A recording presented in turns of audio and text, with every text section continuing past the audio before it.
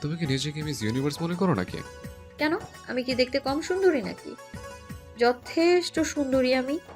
তাই নিজেকে miss universe বলে মনে করলে কোনো ভুল হবে না বলে মনে হয় আমার। লোকে ঠিকই বলে, মেয়েদের বুদ্ধি আসলেই তাদের হাঁটুতে থাকে। যাকে, তোমার সাথে ঝগড়া করার সময় এখন আমার নেই। পরে যদি কখনো দেখা হয়, তবে আজকে তুলে রাখা ঝগড়াটা সেদিন সুদে আসলে আদায় করে নেব। আজ চলি মিস ইউনিভার্স। এই ছেলে, এই কি বলে তুমি? তোমার এত বড় সাহস? ঠিক আছে, আবার কখনো দেখা হলে বুঝবে এই মেহুল কি জিনিস, বেয়াদব ছেলে।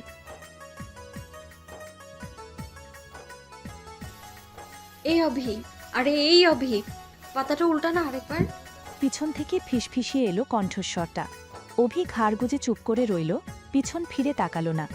ঠিক তখনই আবারও ফিসফিসিয়ে এলো কণ্ঠস্বরটা। এবার শব্দ, বর্ণ, এমনকি বাক্য সম্পূর্ণটাই আলাদা। বিশ্বাস কর, তখন একটুও দেখতে পাইনি। আমি সত্যি বলছি। কসমের কথা শুনে মেজাজটা খিচড়ে গেল অভির। অভি বিরক্ত হয়ে আর চোখে একবার তাকালো অবিনাশ স্যারের দিকে। অবিনাশ হালদার অভিদের স্কুলের গণিতের শিক্ষক। এমনিতে স্বভাবে অবিনাশবাবু ঠান্ডা শান্ত স্বভাবের হলেও রেগে গেলে আগুন হয়ে যান। তখন আর দিন দুনিয়া খেয়াল থাকে না ওনার। পরীক্ষার হলে অন্য শিক্ষকদের মতো তিনি কড়া গার্ড দেন না, তবে কেউ যদি বেয়াদবি করে তবে তার হিসেব আলাদা। এই যেমন এখন তিনি চারকোনা কাঠের টেবিলে মাথা রেখে চুপচাপ বসে আছেন আর মাঝে মাঝে গোল গোল চোখ দিয়ে একবার শিক্ষার্থীদের দিকে তাকাচ্ছেন। আরে ওই দিকে কি তাকাচ্ছিস? ও বেটা দেখবে না? দেখছিস না কেমন চুপচাপ বসে বসে ধ্যান করছে? তুই বরং খাতার পাতাটা উল্টা তো। এখনো পর্যন্ত কিচ্ছু লিখতে পারিনি। আমার যে কি হবে আজ। তুইও। আর কথা বাড়ায় না অভি, চট করে খাতার পাতা উল্টিয়ে রেখে দেয়। অভি জানে মেহুলের মাথায় সিট আছে, তাই তো একবার কথা শুরু করলে আর থামতে চায় না। এই তৃতীয় লাইনটা কি লিখেছিস রে? কিছুই তো বুঝতে পারছি না। তোকে কতবার বলেছে যে হাতে লেখাটা একটু বড় করবি, আর ওভাবে পেঁচিয়ে পেঁচিয়ে লিখবি না তো। আমার বুঝতে বড্ড অসুবিধা হয়। অভি দম খিচড়ে চুপচাপ বসে থাকে। মাথার ভেতর চিনচিনে রাগের সৃষ্টি হচ্ছে। অভি নিজেকে সামলিয়ে আবারও লেখা শুরু করল। মেহুলের কথা কানেই তুলল না ও। মেহুল অভির রাগের কারণ বুঝতে পেরে বলল, সরি সরি সরি, আর এইভাবে তোকে বলবো না রে বাবু। তবুও এবারের মতো আমায় বাঁচিয়ে নে। তুই তো জানিস পরীক্ষা ভালো না করলে মা আমায় ঠ্যাঙ্গাবে। অভি এবার খানিকটা বিরক্ত হলো। মেহুলের যে লাজ লজ্জা ভয় ডর কিছুই নেই এ কথা জানে অভি। অভি ধক করে খাতার পাতা বন্ধ করে মেহুলের দিকে মুখ ঘুরিয়ে বলল, এই তুই কে রে? পরীক্ষার শুরু থেকে শুধু দেখিয়ে যাচ্ছিস। এখন অব্দি নিজের গানে দু একটা শব্দ তো বোধহয় লিখতে পারিস নি। ঠোঁটটা জিভ দিয়ে ভিজিয়ে মেহুল অভিকে বলল, এই যা তো, কয়েকটা প্রশ্নের উত্তরই তো দেখিয়েছিস, তবুও এমন একটা ভাব করছিস যেন কি না কি দেখাচ্ছিস। মেহুলের এমন ভেঙিয়ে বলা কথাগুলো শুনে অভির থিতিয়ে রাখা রাগটা আবারও মাথাচাড়া দিয়ে উঠল। রাগত স্বরে একটু জোরেই বলল, মারবো টেনে এক চড়, তখন দেখবি।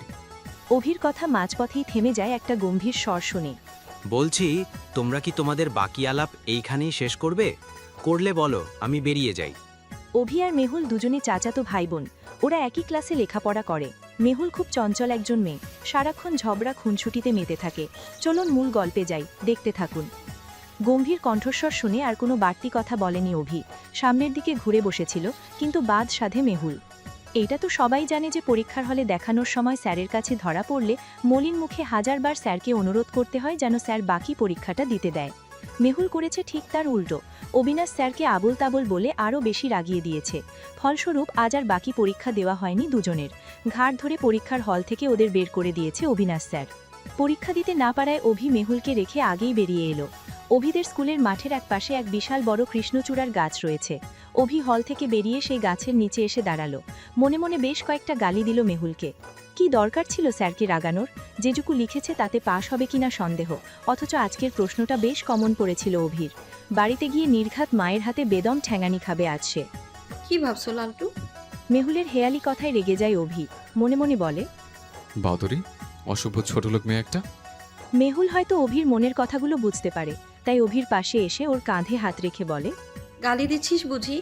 দে না, দে আরো দে। এসব ছোটবেলা থেকে শুনে শুনে অভ্যেস হয়ে গেছে আমার। তুই বরং অন্য কিছু ট্রাই কর। অভি কিছু বলে না। গটগট করে স্কুলের গণ্ডি পেরিয়ে চলে যায় মেইন রোড বরাবর। মেহুলও অভির পিছু পিছু আসে। অভি যখন রাস্তা পার হতে যাবে ঠিক তখনই অভির বাম হাতে টান পড়ে। অভি বাম দিকে মুখ ফিরাতেই মেহুল হাতের আঙুল দিয়ে দূরের একটা দোকান ইশারা করে বলে, এই অভি, আচার খাবি? অভি হাত ছাড়িয়ে নেয় মেয়েটির কাছ থেকে, তারপর মাথা দুই দিক নাড়িয়ে বলে, একদমই না, ওসব পচা বাসে খাবার আমি খাবো না। আর তোর মতো অরুণচণ্ডীর সাথে তো আরও খাবো না। মেহুল আবারও অভির হাত ধরে বলল, এরে বাবা, তুই যদি না খাস তবে তো আমি পাপী হয়ে যাব। ভয়ঙ্কর এক পাপ লাগবে আমার গায়ে। হাজার হলেও পরীক্ষার হলে সাক্ষাৎ মৃত্যুর হাত থেকে বাঁচিয়েছিস তুই আমায়। তোকে কি আর না খাইয়ে ছাড়তে পারি বল? হাজার হলেও তুই উচ্চবিত্ত বামুনের ছেলে, আর আমি হলাম কিনা একটা সাঁওতাল মেয়ে, একেবারে নিচু জাত। কানের গোড়ে এমন একটা চটকানি মারবো না যে নিজের নামটাই ভুলে যাবি তুই। আমি যাবো না তোর সাথে।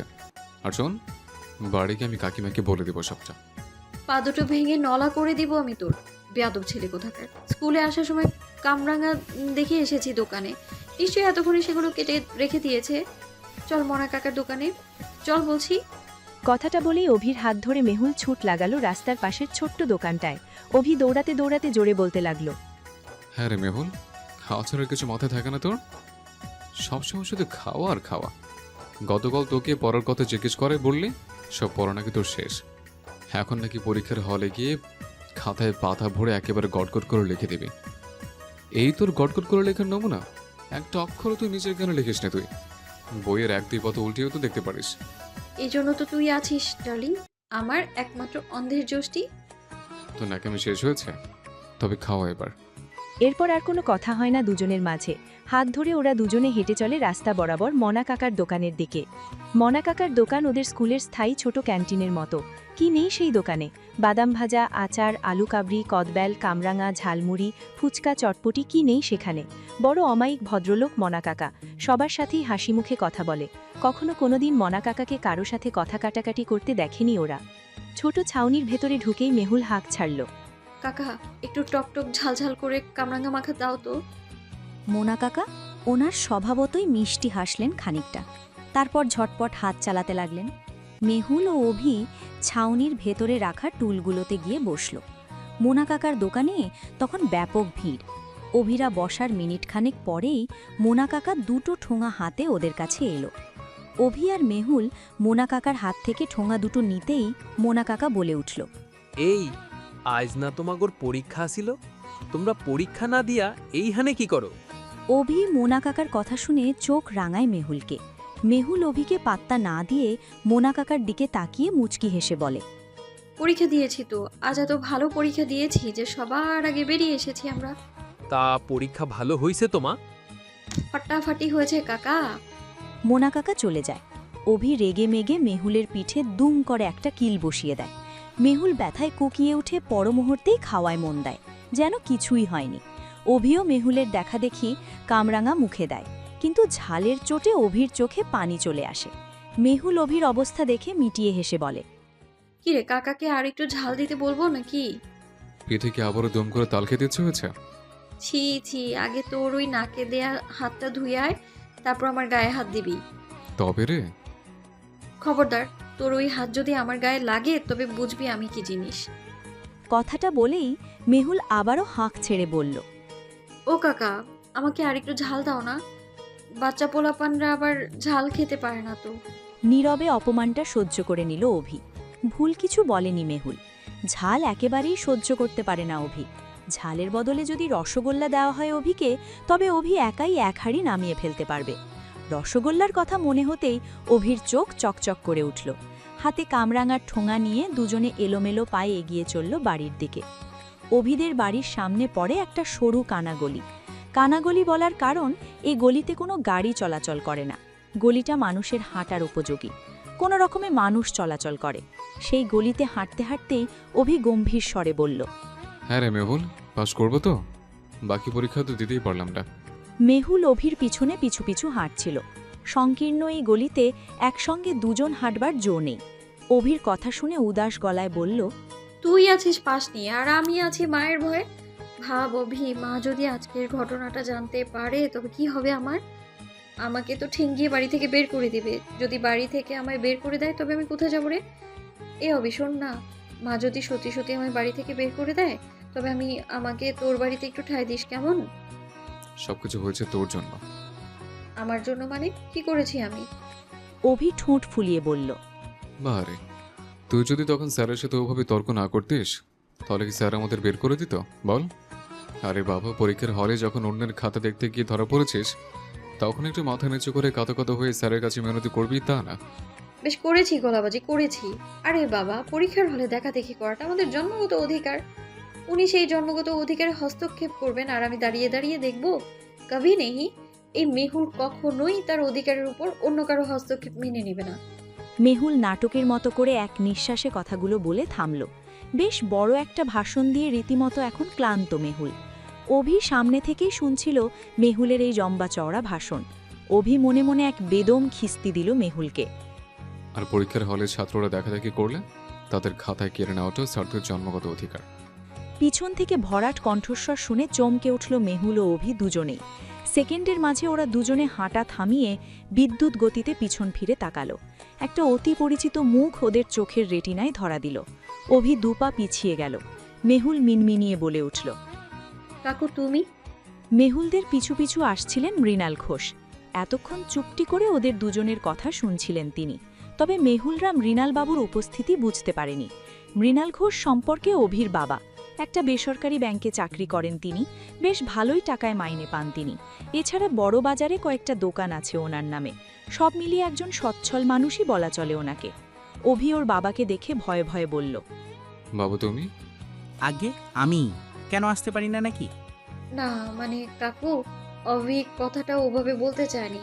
আসলে তুমি তো এই সময় বাড়ি ফেরো না, তাই। প্রতিদিন ফিরি না বলে কি আজ ফিরতে পারবো না? তাছাড়া রোজ রোজ তো আর ছেলের স্কুল থেকে কল আসে না, তাই না? যেসব ছেলে মেয়েদের স্কুল থেকে পিতামাতার কাছে কল আসে সেসব বাবারাই তাড়াতাড়ি বাড়ি ফিরে, বুঝেছ? মানে? মানেটা এবার বাড়ি গিয়ে বলবো। তোরা কি কোনোদিনও শুধরাবি না? তোদের আর কত বাদরামি আমি ঢেকে রাখবো বলতো? কাকু বিশ্বাস করো, আজ আমাদের কোনো দোষ ছিল না। ওই ভুড়িওয়ালা টাকলা। মৃণাল ঘোষের আকস্মিকভাবে কান টেনে ধরায় মেহুলের কথা মাঝপথেই থেমে যায়। মৃণালবাবু দুজনের কান টেনে বললেন। চল বাড়ি চল, বাকি কত বাড়ি গিয়ে হবে। বলেই মেহুলদের কান ধরে হিড়হিড় করে টেনে নিয়ে যেতে লাগলেন বাড়ির দিকে। কাকু লাগছে তো। কানটা তো ছাড়ো। এভাবে কান টেনে রাখলে তো কান লম্বা হয়ে যাবে, ঝুলে যাবে। তখন এই লম্বা কানওয়ালা মেয়েকে কে বিয়ে করবে বলো? ও কাকু, আমার এত বড় ক্ষতি তুমি করো না গো। তুই এত ড্রামা কুইন হলি কিভাবে? আমি তো তোকে দেখি আর মাঝে মাঝে ভাবি তোর কাকিমার ওই টিভির আলতু ফালতু সিরিয়াল না দেখে যদি তোর ড্রামা দেখতো তবে বেশি মজা পেত। অভি ওর বাবার কথা শুনে ফিক করে হেসে দিল। মেহুল একটা রাগি রাগি চোখে তাকালো অভির দিকে। মৃণালবাবু অভির কানটা আরও খানিকটা জোরে চেপে বললেন। তুই ফিক ফিক করে হাসছিস কেন হতচ্ছাড়া? দিন দিন শুধু গায়ে গতরে বড় হচ্ছিস, কিন্তু বুদ্ধি আর হলো না। বাড়ি চল, দুটোই আজ মজা বোঝাবো। রাত ৮টা। অভি আর মেহুল গলা ফাটিয়ে পড়ছে। তবে অভি আর মেহুলের শাস্তি হয়েছে, আজকের রাতটা ওদের দাঁড়িয়ে দাঁড়িয়ে পড়া মুখস্থ করতে হবে। বাড়ি ফিরে মৃণালবাবু কাউকে ওদের এই কুকীর্তির কথা বলেননি। তার পরিবর্তে দিয়েছেন এমন কঠোর শাস্তি। মেহুল কাকুর দেওয়া শাস্তি মাথা পেতে নিয়েছে। ২-৪ ঘন্টার পরিবর্তে যদি মায়ের ঠ্যাঙানির হাত থেকে বাঁচা যায় তবে এই ভালো। অভির মন খারাপ ছিল। জীবনের প্রথম আজ বাবার সামনে অপরাধী হয়ে দাঁড়িয়ে আছে ও। আগামীকাল অভিদের ইংরেজি পরীক্ষা আছে। দাঁড়িয়ে পড়তে পড়তে একসময় ওদের দুজনের ঝিমুনি এসে যায়। মৃণালবাবু ওদের থেকে একটু দূরে সোফায় বসে খাতায় কী সব আঁকিবুকি করছেন আর মাঝে মাঝে দুজনকে বলছেন। কিরে, চুপ করে গেলি কেন? দুটো জোরে পড়, শুনতে পাই না তো। মৃণালবাবুর ধমকানোতে ওদের ঝিমুনি কাটে খানিকটা। তারপর আবারও খানিকটা সময় জোরে জোরে পড়ে দুজনে। এভাবেই কেটে যায় আরও ৩টে ঘন্টা। সময় চলছে তার নিয়মে। সন্ধ্যা রাত পেরিয়ে আসে গভীর রাত। মৃণালবাবুর স্ত্রী মৃন্ময়ী ওদের মৃণালবাবুর উদ্ভট শাস্তির হাত থেকে বাঁচিয়ে নিয়ে যান। দুজনকে ডাল ভাত খাইয়ে চলে যান স্বামীর কাছে। এদিকে মৃণালবাবুর কাছ থেকে ছাড়া পেয়ে অভি আর মেহুল এক ছুটে চলে যায় ছাদে। অভিদের ছাদটা বেশ বড়। ছাদের এক পাশটায় লাগানো আছে কিছু ফুলের গাছ, যাদের মধ্যে একটা বেলি ফুলের গাছও আছে। বর্ষাকালের এ সময়টাতে সে গাছে থোকায় থোকায় সাদা রঙের ফুল ফুটে থাকে। বেলি ফুল মেহুলের খুব প্রিয়। এ কারণেই মেহুল নিজের হাতে লাগিয়েছে গাছটা। তবে গাছের যত্ন নেয় অভি। ফুল গাছগুলোর গা ঘেঁষে টাঙানো হয়েছে একটা দোলনা। দোলনাতে অনায়াসে দুজন বসে দোল খাওয়া যায়। দোলনাটাও মেহুলের জন্য করে দিয়েছেন মৃণালবাবু। মৃণালবাবু আর মেহুলের বাবা ছিলেন ছোটবেলার বন্ধু। মেহুলের বাবা সাঁওতাল বলে গ্রামের ছেলেপেলেরা খুব একটা মিশতে চাইত না ওনার সাথে। কিন্তু মেহুলের বাবা ছিল তুখোড় ছাত্র। স্কুলে ১ রোল থেকে কখনো ২ রোল হয়নি ওনার। সেই স্কুল লাইফ থেকে মৃণালবাবু আর অশোক ভট্টাচার্য ছিল প্রাণের বন্ধু। স্কুল জীবন শেষে ভার্সিটি জীবনও একই সাথে কেটেছিল দুজনের। শিক্ষা জীবন শেষে দুই বন্ধুতে মিলে একই কর্মসূত্রে আছেন, বাড়িও করেছেন পাশাপাশি।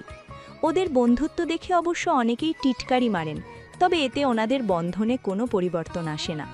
আজ আকাশে পূর্ণিমার চাঁদ উঠেছে, চাঁদের শুভ্র আলোয় ভেসে যাচ্ছে চরাচর। দোলনায় বসে অভি আর মেহুল চাঁদের আলো গায়ে মাখছে। ঝিরিঝিরি হাওয়া এসে দোল খেলে যাচ্ছে ওদের গায়ে। বেলিফুলের কড়া মিষ্টি গন্ধ চারিদিকে ছড়িয়ে অপার্থিব জগৎ সৃষ্টি করেছে। গভীর রাত, চারিদিক শুনশান নীরবতা, পূর্ণ জ্যোৎস্না, মৃদু হাওয়া, কানে হেডফোন, প্রিয় গান আর পাশে প্রিয় মানুষ। মেহুল মুগ্ধ নয়নে তাকিয়ে আছে ছেলেটার দিকে। আচ্ছা, ছেলেটা কি ওর এই সুপ্ত ভালোবাসার কথা কখনোই জানবে না, বুঝবে না মেহুলের দু চোখের ভাষা? নিজের মনকেই প্রশ্ন করে মেহুল, কিন্তু কোনো উত্তর পায় না। কয়েকদিন পরের কথা, সেদিনের সেই জ্যোৎস্না স্নাত রাতের পর কেটে গেছে 10 দিন। এই 10 দিনে শেষ হয়েছে অভিদের পরীক্ষা। বাকি পরীক্ষাগুলোতে আর কোনো সমস্যা হয়নি অভিদের। পরীক্ষা শেষে আবারও যথারীতি শুরু হয়েছে ক্লাস। প্রতিদিন সকালে কোনো রকমে নাকে মুখে কটা দিয়ে ব্যাগ কাঁধে ফেলে অভি আর মেহুল বেরিয়ে পড়ে স্কুলের উদ্দেশ্যে। সারাদিন এক টানা 6টা ক্লাস শেষ করে অভি আর মেহুল প্রথমে যায় মনা কাকার দোকানটায়। সেখান থেকে কখনো ঝালমুড়ি, আবারও কখনো বা টক আচার কিনে রাস্তা দিয়ে খেতে খেতে দুজনে দুজনের হাত ধরাধরি ফিরে আসে বাসায়। এইটাই ওদের দুজনের নিত্যদিনের রুটিন। আজও অভিদের রুটিনের কোনো হেরফের হয়নি। অভিরা যখন স্কুলে গিয়ে পৌঁছালো তখন ঘড়ির কাঁটা প্রায় 10-এর ঘরে। ওদের ক্লাস শুরু হয় 10টায়। ওরা দুজনে দৌড়ে ক্লাসরুমের দিকে ছুটলেও শেষ রক্ষা হয়নি। ওদের আগেই অবিনাশবাবু ক্লাসে ঢুকে গেছেন। অবিনাশবাবু ক্লাসে ঢুকবার পর আর কাউকে ক্লাসে ঢুকতে দেন না। যারা অবিনাশবাবুর ক্লাসে ঢুকতে পারে না তাদের দেখা যায় ক্লাসরুমের সামনে কান ধরে দাঁড়িয়ে থাকা অবস্থায়। সেই কান ধরা অবস্থায় তাদের দাঁড়িয়ে থাকতে হয় ক্লাস শেষ হওয়া অবধি, অর্থাৎ পাক্কা 45 মিনিট। আজ মেহুলদেরও ঠাঁই হয়েছে ক্লাসরুমের সামনে। অবিনাশ স্যার ওদের কান ধরিয়ে তো রেখেছেই, তার ওপর সেদিন পরীক্ষার হলে বেয়াদবি করার জন্য আজ ওদের শাস্তিস্বরূপ এক পায়ে দাঁড়িয়ে রেখেছে। অভি আর মেহুল অবিনাশ স্যারের শাস্তিস্বরূপ এক পায়ে দাঁড়িয়ে আছে। মেহুল মনে মনে বেশ বিরক্ত স্যারের ওপর। সেদিনে খাতা কেড়ে নিয়েও কি শাস্তি দেওয়া হয়নি যে আজ আবার নতুন করে এক পায়ে কান ধরে দাঁড়িয়ে রেখে শাস্তি দিতে হবে? ক্লাসের সামনে দিয়ে যতজন টিচার যাচ্ছেন তারা সকলেই ওদের দুজনকে এভাবে এক পায়ে কান ধরে দাঁড়িয়ে থাকতে দেখেই যে মিটমিট করে হাসছে, এইটা মেহুল বেশ ভালোভাবেই বুঝতে পারছে। মেহুল এইবার রাগে কটমট করে অভির দিকে ঝুঁকে ফিসফিস করে বলল, আমাদের এইভাবে সবার সামনে অপমান করলো তো, দেখ এবার ওই টাকলার কি অবস্থা করি আমি। মেহুলের সঙ্গে পাঙ্গা, সেহনা পারেগা বহুত প্যাড়া। এই এক মুদ্রাদোষ মেহুলের। কথায় কথায় বাংলা আর হিন্দি মিক্স করে জগা খিচুড়ি বানিয়ে ফেলেও। এ নিয়ে কম ঝগড়া বাঁধেনি ওদের দুজনের, কিন্তু যে কে সেই রয়ে গেছে। মেহুলের এই মুদ্রাদোষ ছাড়েনি, বরং বেড়েছে খানিকটা। আগে শুধু বাংলা আর হিন্দি মিক্স করে জগা খিচুড়ি বানাতো, এখন বাংলা আর হিন্দির পাশাপাশি যোগ হয়েছে ইংরেজি। কথায় কথায় ভুলভাল ইংলিশ বকে চলে মেয়েটা। অভিবাদ সাধে মাঝে মধ্যে, কিন্তু মেহুলের বাংলিশ বলা থামে না, চলন্ত ট্রেনের মতো চলতেই থাকে।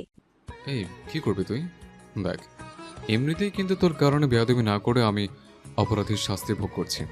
হাত জোর করে বলছি, আর ঝামেলা পারিস না। ভিতর ডিম একটা, কি করে যে তোকে আমি বন্ধু বানালাম কে জানে। বলেই অভিকে মুখ ভেঙালো মেহুল। অভি আবারও ফিসফিসিয়ে বলে উঠল, শোন, এবার কোনো গন্ডগোলে বাঁধলে আমি সোজা গিয়ে কাকিমাকে বলে আসবো, তখন বুঝবি কত ধানে কত চাল। তোকে নিচ্ছে কে শুনি? যা করার এই মেহুল একাই করবে। আই ক্যান ডু সব কিছু। মেহুলের বাচ্চা, এই এত গুজুর গুজুর কেন হচ্ছে? আমার কি বেত নিয়ে আসতে হবে নাকি? স্যারের ধমকের কারণে তখন ওদের দুজনের ঝগড়াটা অসমাপ্তই থেকে যায়। শাস্তির বাকি সময়টা চুপচাপ দাঁড়িয়ে থাকে ওরা। ক্লাস শেষে ক্লাসরুম থেকে বেরিয়ে আসেন অবিনাশবাবু। মেহুল আর অভি তখনও এক পায়ে দাঁড়িয়ে। অবিনাশবাবু ওদের দুজনের সামনে এসে চোখের মোটা ফ্রেমের চশমাটা ঠিক করে বললেন, আশা করি পরবর্তীতে তোমরা আর কোনো বেয়াদবি করবে না কোনো শিক্ষকের সঙ্গে। যদি এই শাস্তির পরেও তোমাদের কোনো আক্কেল না হয়ে থাকে, অথবা যদি শুনি তোমরা দুজনে আবারও কোনো বেয়াদবি করেছ, তবে আজকের থেকেও আরও ভয়ঙ্কর শাস্তি হবে তোমাদের। মনে থাকবে? ও অভি সুবোধ বালক বালিকাদের মতো সম্মতিসূচক মাথা নাড়ল। অবিনাশবাবু আগের থেকেও গম্ভীর গলায় বললেন, ঠিক আছে, এবার ক্লাসে যেতে পারো তোমরা। এখানে এভাবে সঙ্গের মতো দাঁড়িয়ে থাকতে হবে না। কথাটা বলেই সামনের করিডোরে গটগট করে হেঁটে গেলেন তিনি। মেহুল ঈষৎ রেগে বলল, আমাদের এতক্ষণ সঙ্গের মতো দাঁড়িয়ে রেখে এখন আধিক্যতা দেখাতে এসছে। এর পরিশোধ আই উইল লিফট। অভি মেহুলের দিকে কটমট করে তাকিয়ে ক্লাসে চলে গেল। মেহুল অভির রাগের কোনো কারণ খুঁজে পেল না। মেহুল ক্লাসে এসে দেখল পিছনের সিট ছাড়া আর কোনো সিট ফাঁকা নেই। অভি বসেছে তৃতীয় বেঞ্চে। অগত্যা মেহুল পিছনের সিটে বসে পরবর্তী ক্লাসে মন দিল। বিকেল 4টা। মেহুলদের স্কুল ছুটি হয়েছে, কিন্তু মেহুলের কোনো দেখা নেই। অভি একা একা গেটের পাশে দাঁড়িয়ে আছে মেহুলের জন্য। আর এদিকে মেহুল চুপি চুপি এসেছে গ্যারেজের দিকে। অবিনাশবাবুর প্রিয় মোটরসাইকেলটা এখানেই থাকে। মেহুল ধীরে ধীরে এগিয়ে এলো লাল মোটরসাইকেলের দিকে। তারপর একটা সেফটি পিন বের করে পিছনের চাকায় একসাথে 2-3টে ফুটো করে পিন নিয়ে এক ছুটে মাঠের দিকে দৌড় দিল। কিন্তু দৌড়াতে গিয়ে মেহুল ধাক্কা খেল একজনের সাথে। মেহুল পড়তে গিয়েও নিজেকে সামলে নিয়ে সামনে তাকালো। দেখল মেহুলের সামনে ঝাঁকড়া চুলের এক ছেলে দাঁড়িয়ে আছে। ছেলেটাকে চিনে মেহুল। ছেলেটা মেহুলদের সাথেই পড়ে। একটু মাস্তান টাইপের ছেলে সে, নাম রিয়াদ। মেহুল রেগে গিয়ে বলল, আর ইউ অন্ধ? দেখে চলতে পারো না? ধাক্কাটা তুমি দিয়েছো, আমি নই। তা এদিকে কোথায় গিয়েছিলে? তোমার সাথের জলকে তো গেটে দাঁড়িয়ে থাকতে দেখলাম। আমি কোথায় গিয়েছিলাম তার কৈফিয়ত কি তোমায় দিতে হবে নাকি? আমাকে হয়তো কোনো কৈফিয়ত দিতে হবে না, কিন্তু অবিনাশ স্যারকে তোমার হাতের এই পিনের কৈফিয়ত ঠিকই দিতে হবে। রিয়াদের কথায় ভয় পেল মেহুল। হাতের পিন লুকিয়ে বলল, কি বলতে চাচ্ছ? আমি তো তোমাকে কিছু বলছি না, আমি বলছি অবিনাশ স্যারের কথা। দেখো। এই খোলা মাঠে কি দেখাতে চাও মেহুল? মেহুলের দিকে ঝুঁকে জিজ্ঞাসা করল রিয়াদ। রিয়াদের কথায় গা গুলিয়ে উঠল মেহুলের। দাঁতে দাঁত চেপে বলল, ঠিক করে কথা বলো রিয়াদ। বাহরে, তুমিই তো দেখাতে চাইলে। এখন আমি দেখতে চেয়েছি বলে রাগ করছো যে? মাত্রা ছাড়িও না রিয়াদ, না হলে। রিয়াদ আচমকা মেহুলের হাত চেপে ধরে বলে, না হলে তোমার ওই হিরো বন্ধুকে দিয়ে মায়ের খাওয়াবে নাকি? মেহুল প্রতিউত্তরে কিছু বলে না, শুধু রিয়াদের হাত থেকে নিজের হাত ছাড়ানোর চেষ্টা করতে থাকে। অন্যদিকে অভি স্কুলের গেটে দাঁড়িয়ে অনেকক্ষণ ধরে অপেক্ষা করার পর এগিয়ে আসে খোলা মাঠের দিকে, কিন্তু দূর থেকে রিয়াদের সাথে মেহুলকে কথা বলতে দেখে দাঁড়িয়ে পড়ে। মেহুলের এত কাছে রিয়াদকে দাঁড়িয়ে থাকতে দেখে রাগ উঠে যায় অভির। ছোটবেলা থেকে মেহুলের পাশে অন্য কাউকে সহ্য করতে পারে না অভি। অভির রগ চড়া হয় মেহুলের এমন নির্লিপ্ততা দেখে। রাগে ওদিক থেকে মুখ ফিরিয়ে স্কুল ছেড়ে বেরিয়ে পড়ে অভি। অনেক কষ্টে রিয়াদের হাত থেকে ছাড়া পেয়ে আর দেরি করেনি মেহুল। স্কুলের বড় গেটের দিকে দৌড়াতে থাকেও, যেখানে অভি অপেক্ষা করছে ওর জন্য। কিন্তু গেটের সামনে এসে কাউকেই দেখতে পায় না মেহুল। পুরো স্কুল ফাঁকা, কোথাও একটা ছাত্রছাত্রী নেই। জনশূন্য হয়ে পড়ে আছে মাঠ প্রাঙ্গণ। মেহুল ভাবে অভি হয়তো ওর জন্য মনা কাকার দোকানে অপেক্ষা করছে। মেহুল ব্যাগ কাঁধে ফেলে ছুট লাগায় মনা কাকার দোকানের দিকে। পিচ ঢালা রাস্তা দিয়ে হেঁটে চলছে মেহুল। অবসন্ন বিকেল, রাস্তায় উপচে পড়া ভিড়। তাদের মধ্যে স্কুল পড়ুয়া শিক্ষার্থীদের সংখ্যা বেশি। মেহুল গুটি গুটি পায়ে এসে দাঁড়ালো মনা কাকার দোকানের সামনে। মনা কাকার দোকানটাতেও আজ দারুণ ভিড়।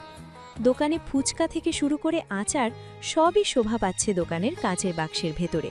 কিন্তু আজ সেসবে বিন্দুমাত্র আগ্রহ নেই মেহুলের। মেহুলের দৃষ্টি দোকানের ভেতরে, কিন্তু কাঙ্ক্ষিত ব্যক্তিটিকে খুঁজে পেল না সেখানে। মেহুল এবার মনা কাকার দিকে এগিয়ে গেল, যদি কোনো খবর পায় তার। মনা কাকা তখন ভীষণ ব্যস্ত। খদ্দের সামলাতে সামলাতেই তার সময় শেষ হয়ে যাচ্ছে। মেহুল মনা কাকার থেকে হাত খানিক দূরে এসে দাঁড়ালো। মনা কাকা মুখ তুলে তাকালো মেহুলের দিকে, স্মিত হেসে বলল, ঝাল ঝাল কামরাঙা আছে, দিব নাকি? মনা কাকার কথায় মেহুল ওর মাথাটা দুদিকে নাড়িয়ে না সুযোগ সম্মতি জানালো। মনা কাকা খানিকটা বিস্মিত হলেন, তবে নিজের বিস্ময় ভাবটা নিজের মধ্যে রেখেই আবারও প্রশ্ন করলেন, আর জোড়া শালিকের একটার দেখা পেলাম যে, আরেকটা শালিক কোথায়? মনা কাকার কথা শুনে মেহুলের দুচোখ নোনা পানিতে ভরে গেল। মেহুল আর কোনো কথা না বলে বেরিয়ে এলো দোকান থেকে। মনা কাকা খানিকটা অবাক হলেও সেদিকে মন দেবার সময় পেলেন না তিনি। খদ্দেরদের ডাকে আবারও ব্যতিব্যস্ত হয়ে পড়লেন তিনি। বাড়ির কাছের সরু গলির মুখে এসে থামল মেহুল। পুরো রাস্তা কান্না করতে করতে এসেছেও। কান্নার কারণে চোখ লাল টকটকে হয়ে গেছে। গলির মুখটায় দাঁড়িয়ে নিজেকে সামলিয়ে নিল মেহুল। তারপর দ্রুত পায়ে গলির রাস্তা পেরিয়ে বাড়ির ভেতরে চলে গেল মেহুল। অন্যদিকে এতক্ষণ ধরে মেহুলের সকল কর্মকাণ্ড খেয়াল করছিল অভি। মেহুলের অগোচরে বেশ খানিকটা দূরত্ব রেখেই আসছিল অভি। মনা কাকার দোকান, গলির মুখের দাঁড়ানো, ফোলা ফোলা চোখ, সবটাই দেখেছে অভি। মেহুল ওদের বাড়ি গেলে অভি সরু গলি ছেড়ে চলে যায় দূরের মাঠটায়। আপাতত সেখানেই কিছু সময় কাটাতে চায় অভি। একসময় সময়ের চাকা ঘুরিয়ে ধরণীতে নেমে আসে অন্ধকার। দিনের সমস্ত আলোকে শুষে নেয় সে অন্ধকার। পৃথিবীতে রাজত্ব শুরু হয় অন্ধকারের। আজ প্রথম সন্ধ্যা পেরোলেও অভি ফিরে না আসায় এইবার দুশ্চিন্তায় পড়ে যান মৃন্ময়ী ঘোষ। ছেলের কথা জানতেই মেহুলদের বাড়িতে যান তিনি। সেখানে গিয়ে দেখেন মেহুল সারা দিন না খেয়ে ঘরবন্দি হয়ে পড়ে রয়েছে। তিনি নিজে অনেকবার মেহুলের নাম ধরে ডাকলেন, কিন্তু ওপাশ থেকে কোনো সাড়া শব্দ পেলেন না। এদিকে অভির কোনো খবর এখনও পাননি তিনি। কে জানে কোথায় আছে তার ছেলেটা। তবে দুটোতে যে ঝগড়া বাঁধিয়েছে এইটা বেশ বুঝতে পারছেন তিনি। ছেলে মেয়ে দুটোর এমন অবস্থা দেখে বেশ দুশ্চিন্তায় পড়ে গেলেন মৃন্ময়ী ঘোষ। এদিকে রাতের 8টায় চুপি চুপি বাড়ি ফেরে অভি, পা টিপে টিপে নিজের ঘরে ঢুকে। ছেলের বাড়িতে ঢুকবার উপস্থিতি বুঝতে পেরেছেন মৃন্ময়ী দেবী, কিন্তু আগ বাড়িয়ে ছেলের সাথে কথা বলতে গেলেন না তিনি। বাকি রাতটুকু ওদের মন মতোই চলতে দিলেন। এমনকি মৃণালবাবুকেও কিছুই জানালেন না। এ বয়সে এমন ঝগড়া লেগেই থাকে। এমনিতেই দুটোতে আবার ভাব জমবে এই আশায় রইলেন। পরের দিন সকালে মেহুল ও অভি গতদিনের মতোই আলাদা আলাদা স্কুলে গিয়ে পৌঁছল। কিন্তু আজ আর ক্লাসে যাওয়া হলো না মেহুলের। স্কুলের মাঠে যেতেই পিয়ন এসে মেহুলকে নিয়ে ছুটল অফিস রুমের দিকে। অভিও মেহুলের পিছু পিছু গেল। মেহুলকে নিয়ে অফিস রুমে যাবার মিনিট 20 পরেও যখন মেহুল ফিরল না, তখন অভির মনে ভয় ঢুকে গেল। অভি পিয়নের দিকে গিয়ে বলল, আদাব চাচা। পিয়ন মোতালেব মিয়া একবার অভির দিকে তাকালেন। তারপর পান খাওয়া লালচে দাঁত বের করে হেসে বললেন, আদাব। চাচা অফিসে কিছু হয়েছে কি? না মনে একটা মেয়েকে। ওই বজ্জাত মাইয়াডার কথা কইতাছো? অভি উপর নিচ মাথা নাড়ল। মাইয়াডা তো এক্কেবারে বদমাইশের হাড্ডি। মাইয়ার কলিজায় কত বড় সাহস আমাগর প্রিন্সিপাল স্যারের মোটরসাইকেলের টায়ার পিন দিয়া ফুটো করে। মোতালেব মিয়ার কথা শুনে অভি চমকে উঠে বলে, কি বলছেন ওসব? মেহুল প্রিন্সিপাল স্যারের মোটরসাইকেলের চাকার হাওয়া বের করতে যাবে কেন? ওর যদি কারো মোটরসাইকেলের হাওয়া বের করার ইচ্ছে হতো, তবে অবিনাশ স্যারের মোটরসাইকেলের হাওয়া ছেড়ে দেবে। কি কি কইলা তুমি? তার মানে ওই মাইয়া একা দোষী না, ওর লগে তুমিও সমান দোষী। চলো চলো স্যারের কাছে, দুইটারে এক লগে শাস্তি দিব স্যারে। কথাটা বলেই মোতালেব মিয়া অভির হাত ধরে হিড়হিড় করে টানতে টানতে অফিস রুমের দিকে নিয়ে যেতে লাগল। আরে চাচা কোথায় নিয়ে যাচ্ছেন আমাকে? হাত ছাড়ুন, আপনি ভুল বুঝছেন আমাকে। কিন্তু মোতালেব মিয়া অভির কোনো কথাই শুনল না। একেবারে অভিপে নিয়ে হাজির হল প্রিন্সিপাল স্যারের সামনে। স্যার আসসালামু আলাইকুম, এই যে আরেকটারে লইয়া আইছি। প্রিন্সিপাল হারুনুর রশিদ তখন মেহুলের সাথে কথা বলছেন। ওনার ফর্সা মুখ তখন রাগে লাল হয়ে রয়েছে। অফিস কক্ষে তখন মেহুল ছাড়াও আরও একজন উপস্থিত ছিল। সে আর কেউ নয়, রিয়াদ। গতকাল বিকালেই রিয়াদ ওর স্যারকে সবকিছু জানিয়েছে। ওয়ালাইকুম সালাম।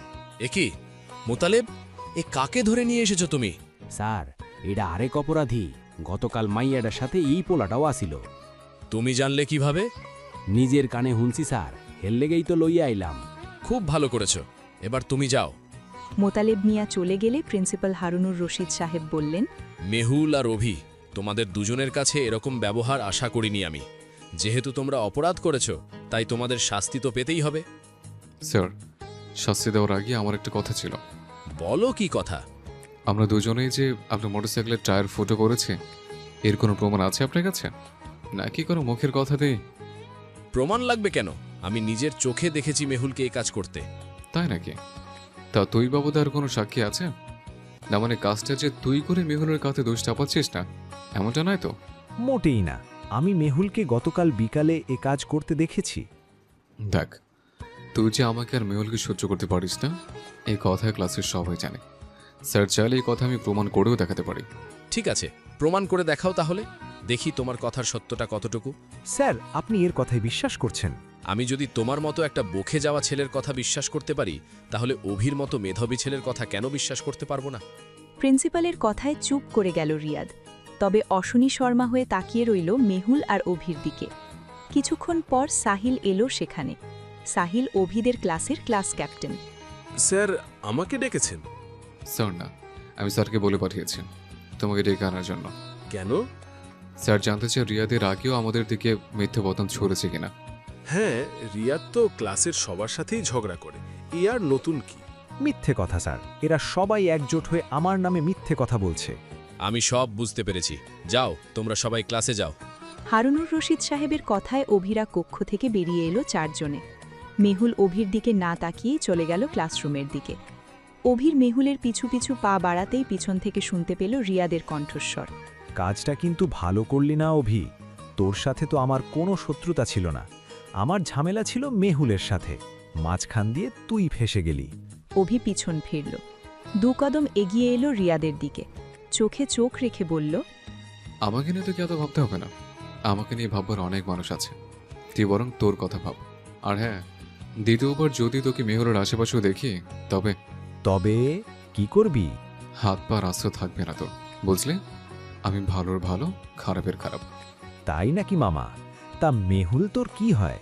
লাইলি? মেহুল আমার জোড়া শালিক। কি শালিক? ও তোর মতো গাধা বুঝবে না। তুই বরং নিজের চরকে তেল দে, আর মেহুলের আশেপাশে ঘেসবার চেষ্টা করিস না। কথাগুলো বলে অভিও ক্লাসরুমের দিকে চলে গেল। মনে মনে ঠিক করে নিল আজকে সন্ধ্যার আগেই মেহুলের রাত ভাঙাবে ও।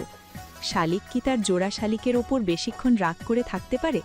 পাগলিটা যা রেগে আছে ওর ওপর, এইবার পাগলিটার রাগ ভাঙাতে বেশ কাঠখড় পোড়াতে হবে ওকে। অভিদের স্কুল ছুটি হলো বিকেল 4টায়। আজ ক্লাসরুম থেকে আগেই বেরোলো মেহুল। আশেপাশে না তাকিয়ে এই খোলা মাঠটা পেরিয়ে চলে গেল গেটের দিকটায়।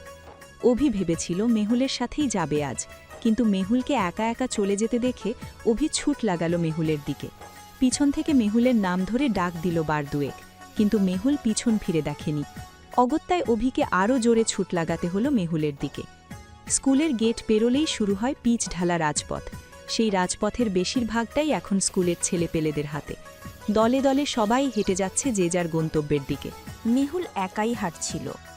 মনটা আজ ভীষণ খারাপ ওর। আজ অনেক দিন পর মন কেমনের দিন এসেছে মেহুলের জীবনে। এর আগে যখন একবার অভি মেহুলকে ফেলে শীতের ছুটিতে ওর মামাবাড়ি গিয়েছিল, তখন এই মন কেমনের দিন এসেছিল মেহুলের কাছে। তাও সেইটা আজ থেকে বছর 3 আগের কথা, যখন মেহুল আর অভি ক্লাস 7-এ পড়ত। তারপর আর কখনোই অভি মেহুলকে একা ফেলে কখনোই একদিনের জন্য দূরে ঘুরতে যায়নি।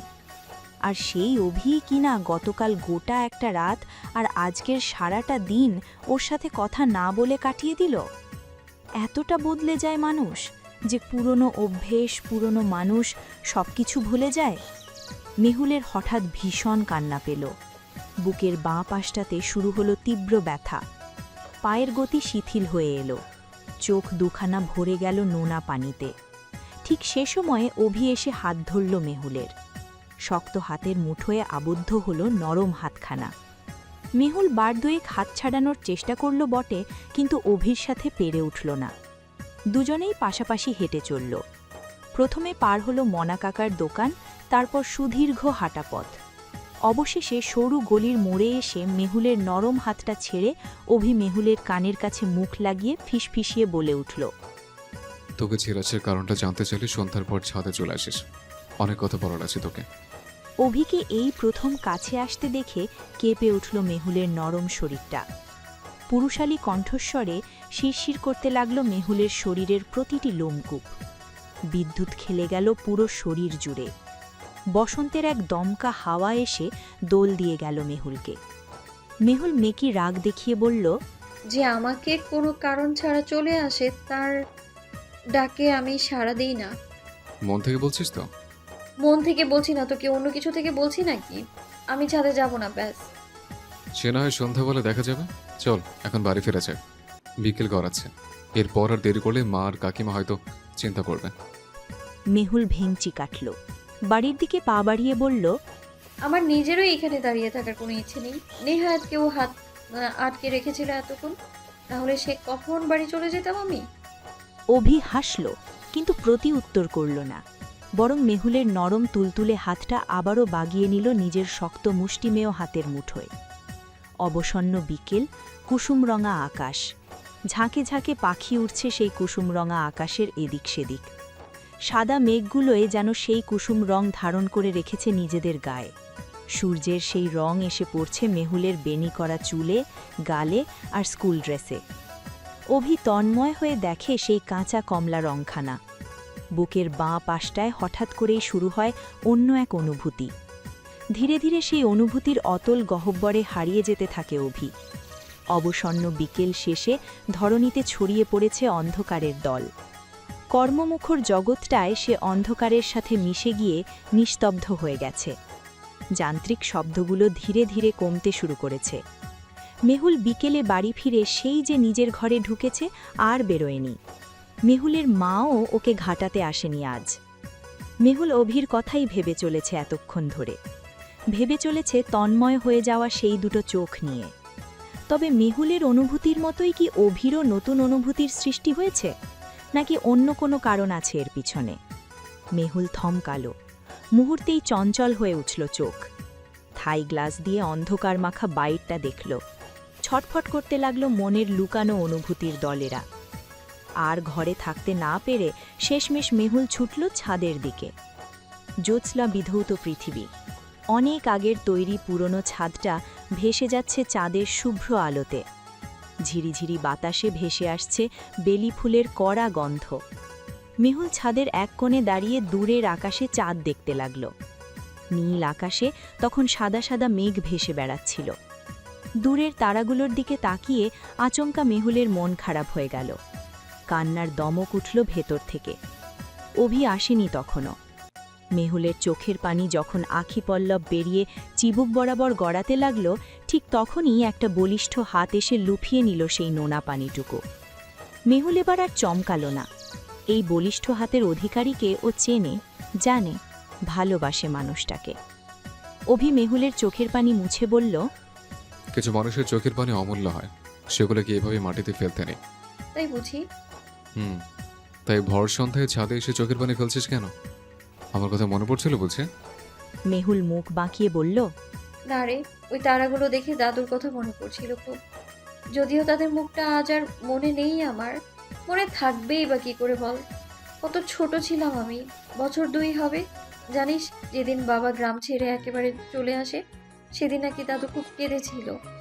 আমি জন্মাবার পর বছরখানেক এসেছিলেন আমাদের বাসায়, তারপর চলে গেল না ফেরার দেশে। বাবা বলে আমি নাকি দাদুর প্রিয় নাতৃ ছিলাম। অভি মেহুলের পিছনে এসে দাঁড়ালো। মেহুলের কোমল পিঠ ঠেকল অভির বুক বরাবর। অভি গম্ভীর গলায় বলল, আমার উপর রাগ করে আছিস কেন? অভিকে এমন কাছে আসতে দেখে এমনিতেই মেহুলের অবস্থা খারাপ তখন। তার ওপর গম্ভীর কণ্ঠস্বরে তখন ওর মর্মর অবস্থা। কোনো মতে মেহুল বলল, বারে, উনি আমার সাথে রাগ করে কথা বন্ধ করতে পারবেন আর আমি রাগ করতে পারবো না? সরি বলছি তো। এখন কি আমাকে কান ধরতে হবে মহারানীর রাগ ভাঙানোর জন্য? আসলে সেদিন রিয়াদকে তোর এত কাছে দেখে রাগ উঠে গিয়েছিল। তুই তো জানিস, ছোটবেলা থেকে আমি তোর পাশে অন্য কাউকে সহ্য করতে পারি না। এসেছেন আমার মহাপুরুষ, সত্যিটা না জেনেই চলে এলি কেন? সেদিন রিয়াদ আমার হাত ধরেছিল, সেটা দেখলি, অথচ কেন ধরেছিল সেটা জানার ইচ্ছে হলো না? মেহুলের কথা শেষ না হতেই কোথা থেকে যেন এক দমকা হাওয়া এসে এলোমেলো করে দিল মেহুলের চুলগুলো। চুলের আলতো ঝাপটা এসে লাগলো অভির মুখেও। অভি আলতো করে সরিয়ে একপাশে রাখল চুলগুলো। তারপর মেহুলের ফাঁকা কাঁধে নিজের চিবুক রাখল অভি। ঋণঋণে এক অনুভূতি ছড়িয়ে পড়ল দুজনের শরীরেই। অভি কানের কাছে মুখ নিয়ে ফিসফিস করে আবারও বলল, আহা, বাদ দে না, সরি বললাম তো। আর রাগ করে থাকিস না প্লিজ। মেহুল অভির দিকে মুখ ফেরাতেই মুখোমুখি হলো দুজনের মুখ। মেহুল অভির দিকে তাকিয়ে বলল, দেখ আজ কত বড় চাঁদ উঠেছে আকাশে। অভির বুকের ভেতরে কেউ যেন তখন দামামা বাজিয়ে চলছিল। আনন্দ, ভয়, ভালো লাগা সব কেমন যেন একসাথে দলা পাকিয়েছে তখন। মেহুলকে আগে কখনোই এতটা কাছ থেকে দেখেনি অভি। চাঁদের স্নিগ্ধ আলো খেলা করছিল মেহুলের ভিজে যাওয়া গালটায়। অভি আজলায় তুলে নেয় মেহুলের মুখটা। বহুদিনের বহু পুরনো অনুভূতিগুলো আজ শিকল ভেঙে বেরিয়ে আসতে চাইছে যেন। নেশা জড়ানো গলায় অভি বলে, আজ আমি শুধু তোকে দেখবো মেহুল। আজ আমি আমার চাঁদকে দেখবো শুধু। মেহুল মুচকি হেসে অভির পায়ের উপর ভর দিয়ে নিজের ঠোঁট দিয়ে স্পর্শ করে অভির ঠোঁট জোড়ায়। প্রথম চুম্বনের উষ্ণতা ছড়িয়ে পড়ে দুজনাতে। সময় থমকে যায়। থমকে যায় আশেপাশের কোলাহল, দুজন দুজনাতে মত্ত। অভি 2 হাতে জড়িয়ে নেয় মেহুলের শরীরটা। একসময় মধুর সেই সময়ের সমাপ্তি ঘটে। মেহুল লজ্জায় মাথা নত করে অভির থেকে নিজেকে ছাড়িয়ে নিয়ে পিছাতে থাকে। আর অমনি পুরনো ছাদের নড়বড়ে হয়ে যাওয়া রেলিংটায় ভর দিতেই ভেঙে পড়ল সেটা। অভি হাত বাড়িয়ে মেহুলকে ধরতে গেল, কিন্তু পারল না। মধ্যাকর্ষণের টানে সেই ভাঙা রেলিংয়ের সাথে সাথে মাটির দিকে গড়াতে লাগল মেহুল। সেই দুর্ঘটনার 7 দিন পর আজ বাড়ি ফিরেছে মেহুল। অভি সবেমাত্র মেহুলের ঘরে এসেছে। এ কি, কে আপনি? এমন হুটহাট আমার ঘরে ঢুকে পড়েছেন কেন? মেহুলের উচ্চস্বরে খানিকটা বিরক্ত হয় অভি। সবে সেই দিনের সেই দুর্ঘটনার 7 দিন পর আজ বাড়ি ফিরেছে মেহুল। এখন কি আর মেহুলের এমন দুষ্টুমি করা সাজে?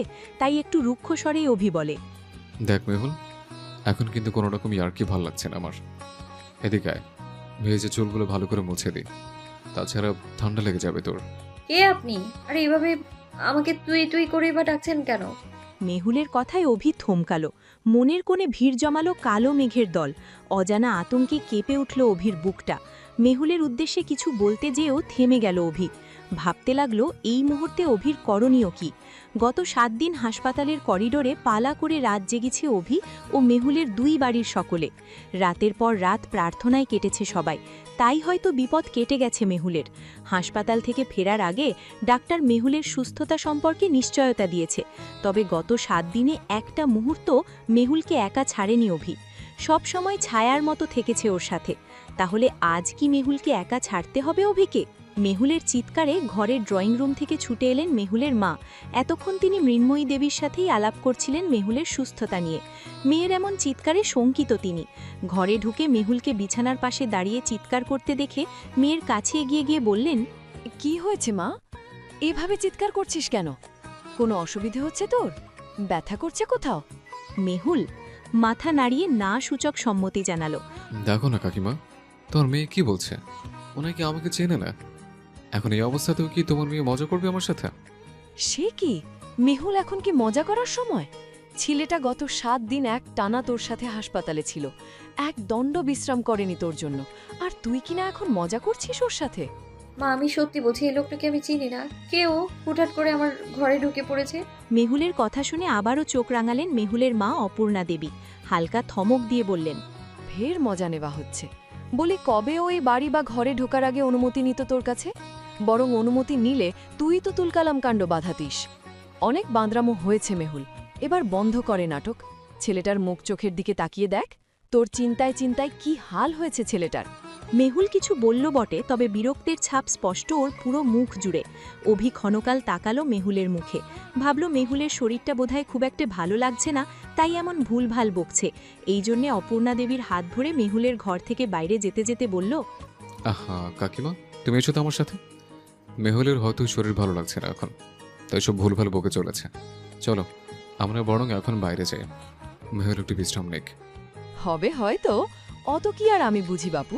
ধীরে ধীরে অস্পষ্ট হয়ে এলো অপূর্ণা দেবী আর অভির ভরাট কণ্ঠস্বর। ঘরের দরজাটা শটান বন্ধ করে বিছানা এসে বসল মেহুল। মাথার পেছনের দিকটা এখনও দপদপ করছে ওর। ব্যথাটা যেন ধীরে ধীরে বেড়েই চলেছে। সবকিছুই অসহ্য লাগছে মেহুলের কাছে। এর কারণ জানা নেই মেহুলের। আপাতত নিশ্চিন্তে কিছুক্ষণ ঘুমিয়ে নিতে চায় ও। সন্ধ্যার কিছুক্ষণ পর অভি ফ্রেশ হয়ে আবারও হাজির হয়েছে মেহুলদের বাড়িতে।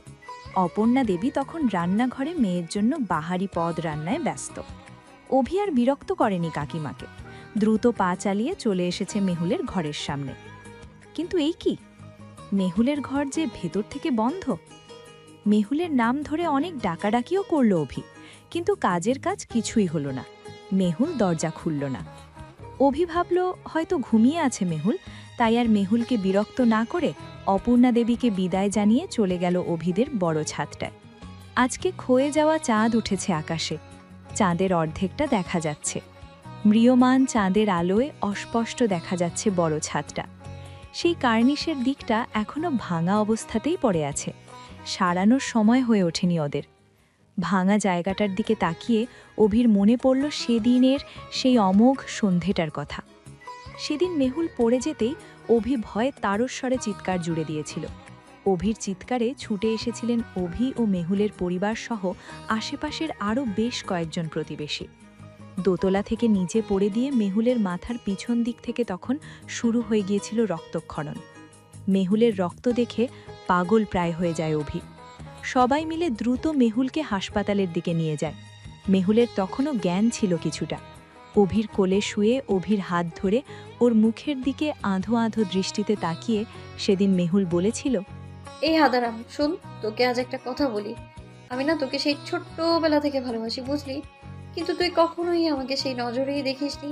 মাঝে মাঝে তোর মতো হাদারামের উপর রাগ হতো আমার। তারপর একসময় মনে হলো তুইও আমায় ভালোবাসিস, কিন্তু তুই নিজেই তোর অনুভূতি সম্পর্কে জানিস না। আমি অপেক্ষা করতে লাগলাম তোর জন্য।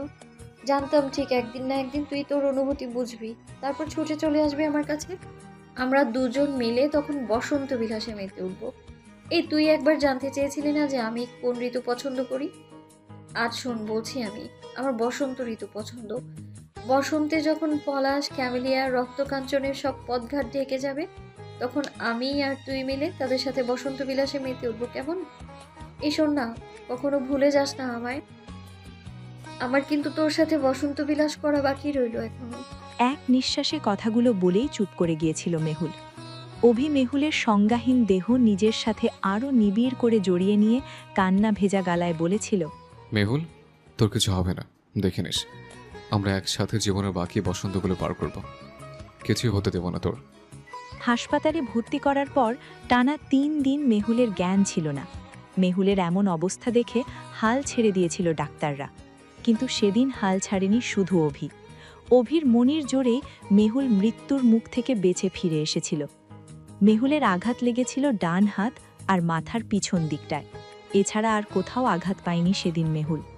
ডিসচার্জের আগে ডাক্তার ওদের বলেছিল মেহুলের যত্ন নিতে।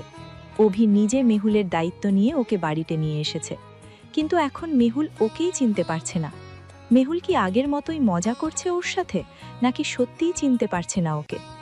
অভি আর ভাবতে পারছে না কিছুই। মনের কোণে জমা কালো মেঘের দলগুলো ভারী হচ্ছে ক্রমশ, চোখ ভরছে নোনা পানিতে। তবে কি কোনো অশুভ ঝড় উঠতে চলছে মেহুল অভির জীবনে? পরের দিন সকালের কাঁচা সোনা রোদে ঘুম ভাঙে অভির। চোখ মেলে অভি নিজেকে আবিষ্কার করে ছাদের দোলনার ওপর। অভির মনে পড়ে যায় গতরাতে মেহুলের কথা ভাবতে ভাবতেই ওদের ছাদের দোলনার ওপরেই ঘুমিয়ে পড়েছিল। ঝটপট উঠে পাশের বাড়ির দোতলার বাম দিকের ঘরটায় তাকায় অভি। ঘরের দরজা তখনও ভেতর থেকে আটকানো। অভি আর সময় নষ্ট না করে ঝটপট ছাদ থেকে নেমে চলে আসে নিজেদের বাসায়। ফ্রেশ হয়ে অভি আবারও যাবে মেহুলের কাছে। এবার নিশ্চয় মেহুল ওকে চিনতে পারবে। এদিকে আজ মেহুলের অবস্থা আগের থেকেও শোচনীয় হয়ে গেল। সকালে ঘুম ভেঙে মেহুল চেঁচামেচি জুড়ে দিল। নিজের আশেপাশে কাউকে সহ্য করতে পারছে না সে।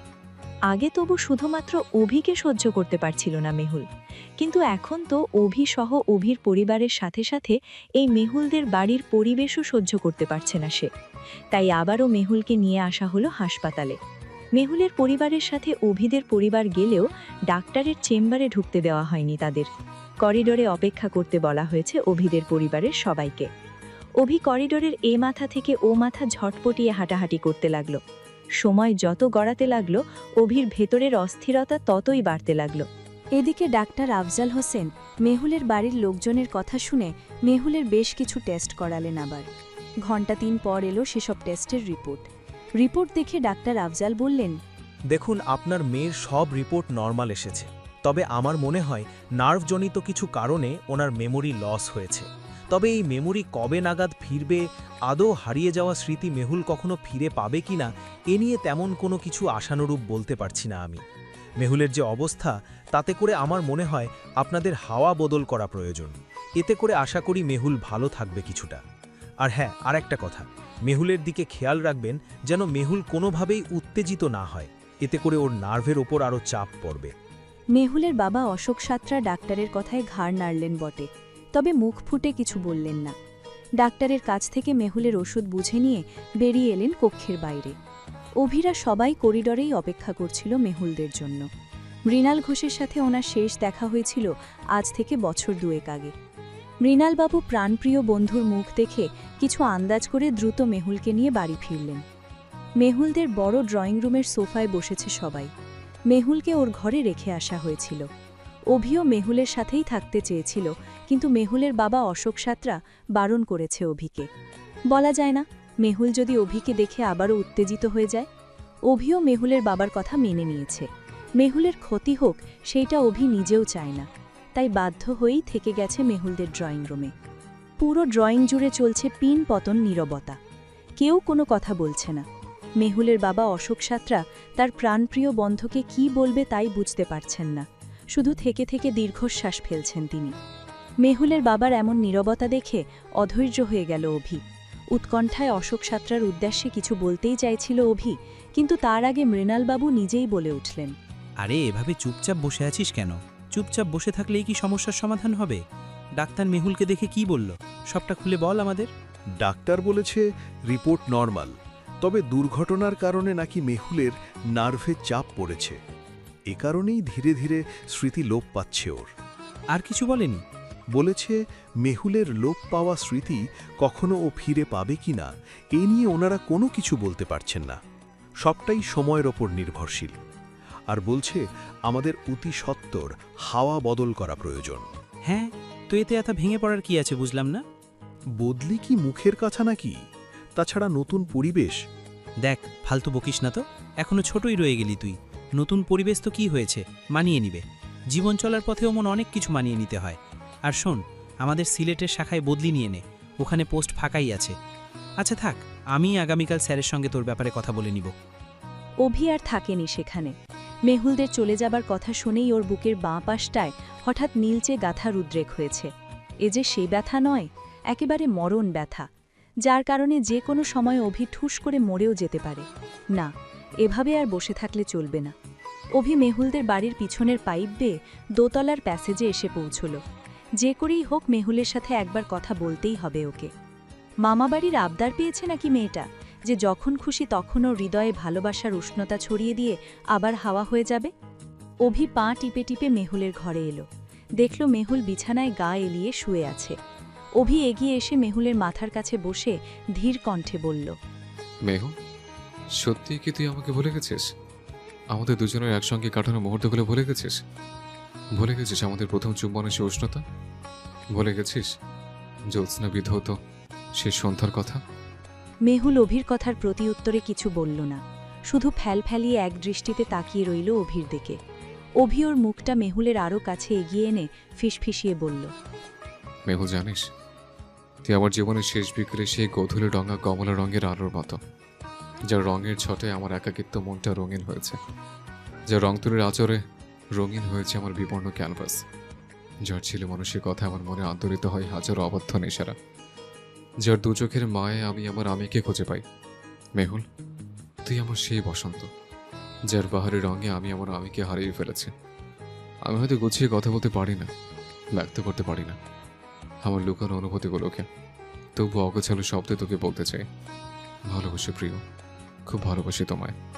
অভির ভরাট কণ্ঠস্বর ছেয়ে গেছে পুরো ঘর জুড়ে। দু চোখ দিয়ে ঝরছে নোনা পানির ফোঁটা। খোলা থাই গ্লাস দিয়ে বৃষ্টির ছাঁট এসে ভিজিয়ে দিচ্ছে দুটো মানবদেহকে। সেই ছাঁট বৃষ্টির সঙ্গে মিলিয়ে যাচ্ছে অভির চিবুক বেয়ে গড়িয়ে পড়া পানির দল। বাইরে বৃষ্টির টুপটাপ শব্দ, ক্ষণে ক্ষণে শোনা যাচ্ছে কান ফাটা বিকট মেঘের ডাক। ঘরময় নীরবতা। নিস্তব্ধ সেই ঘরে দুজন কিশোর কিশোরী তাদের মনে লুকানো কথা আদান প্রদানে ব্যস্ত। সময় বাড়ছে, বাড়ছে শ্রাবণের বৃষ্টির তেজ। শীতল থেকে শীতলতর হচ্ছে ধরণী। ধীরে ধীরে মেহুল এলিয়ে পড়ল অভির বুকে। অভি ওর উষ্ণ শরীরের সাথে নিবিড়ভাবে জড়িয়ে নিল মেহুলের শীতল দেহখানা। অন্তিম সেই শীতল স্পর্শে প্রশান্তি মিলল অভির সারা শরীর জুড়ে।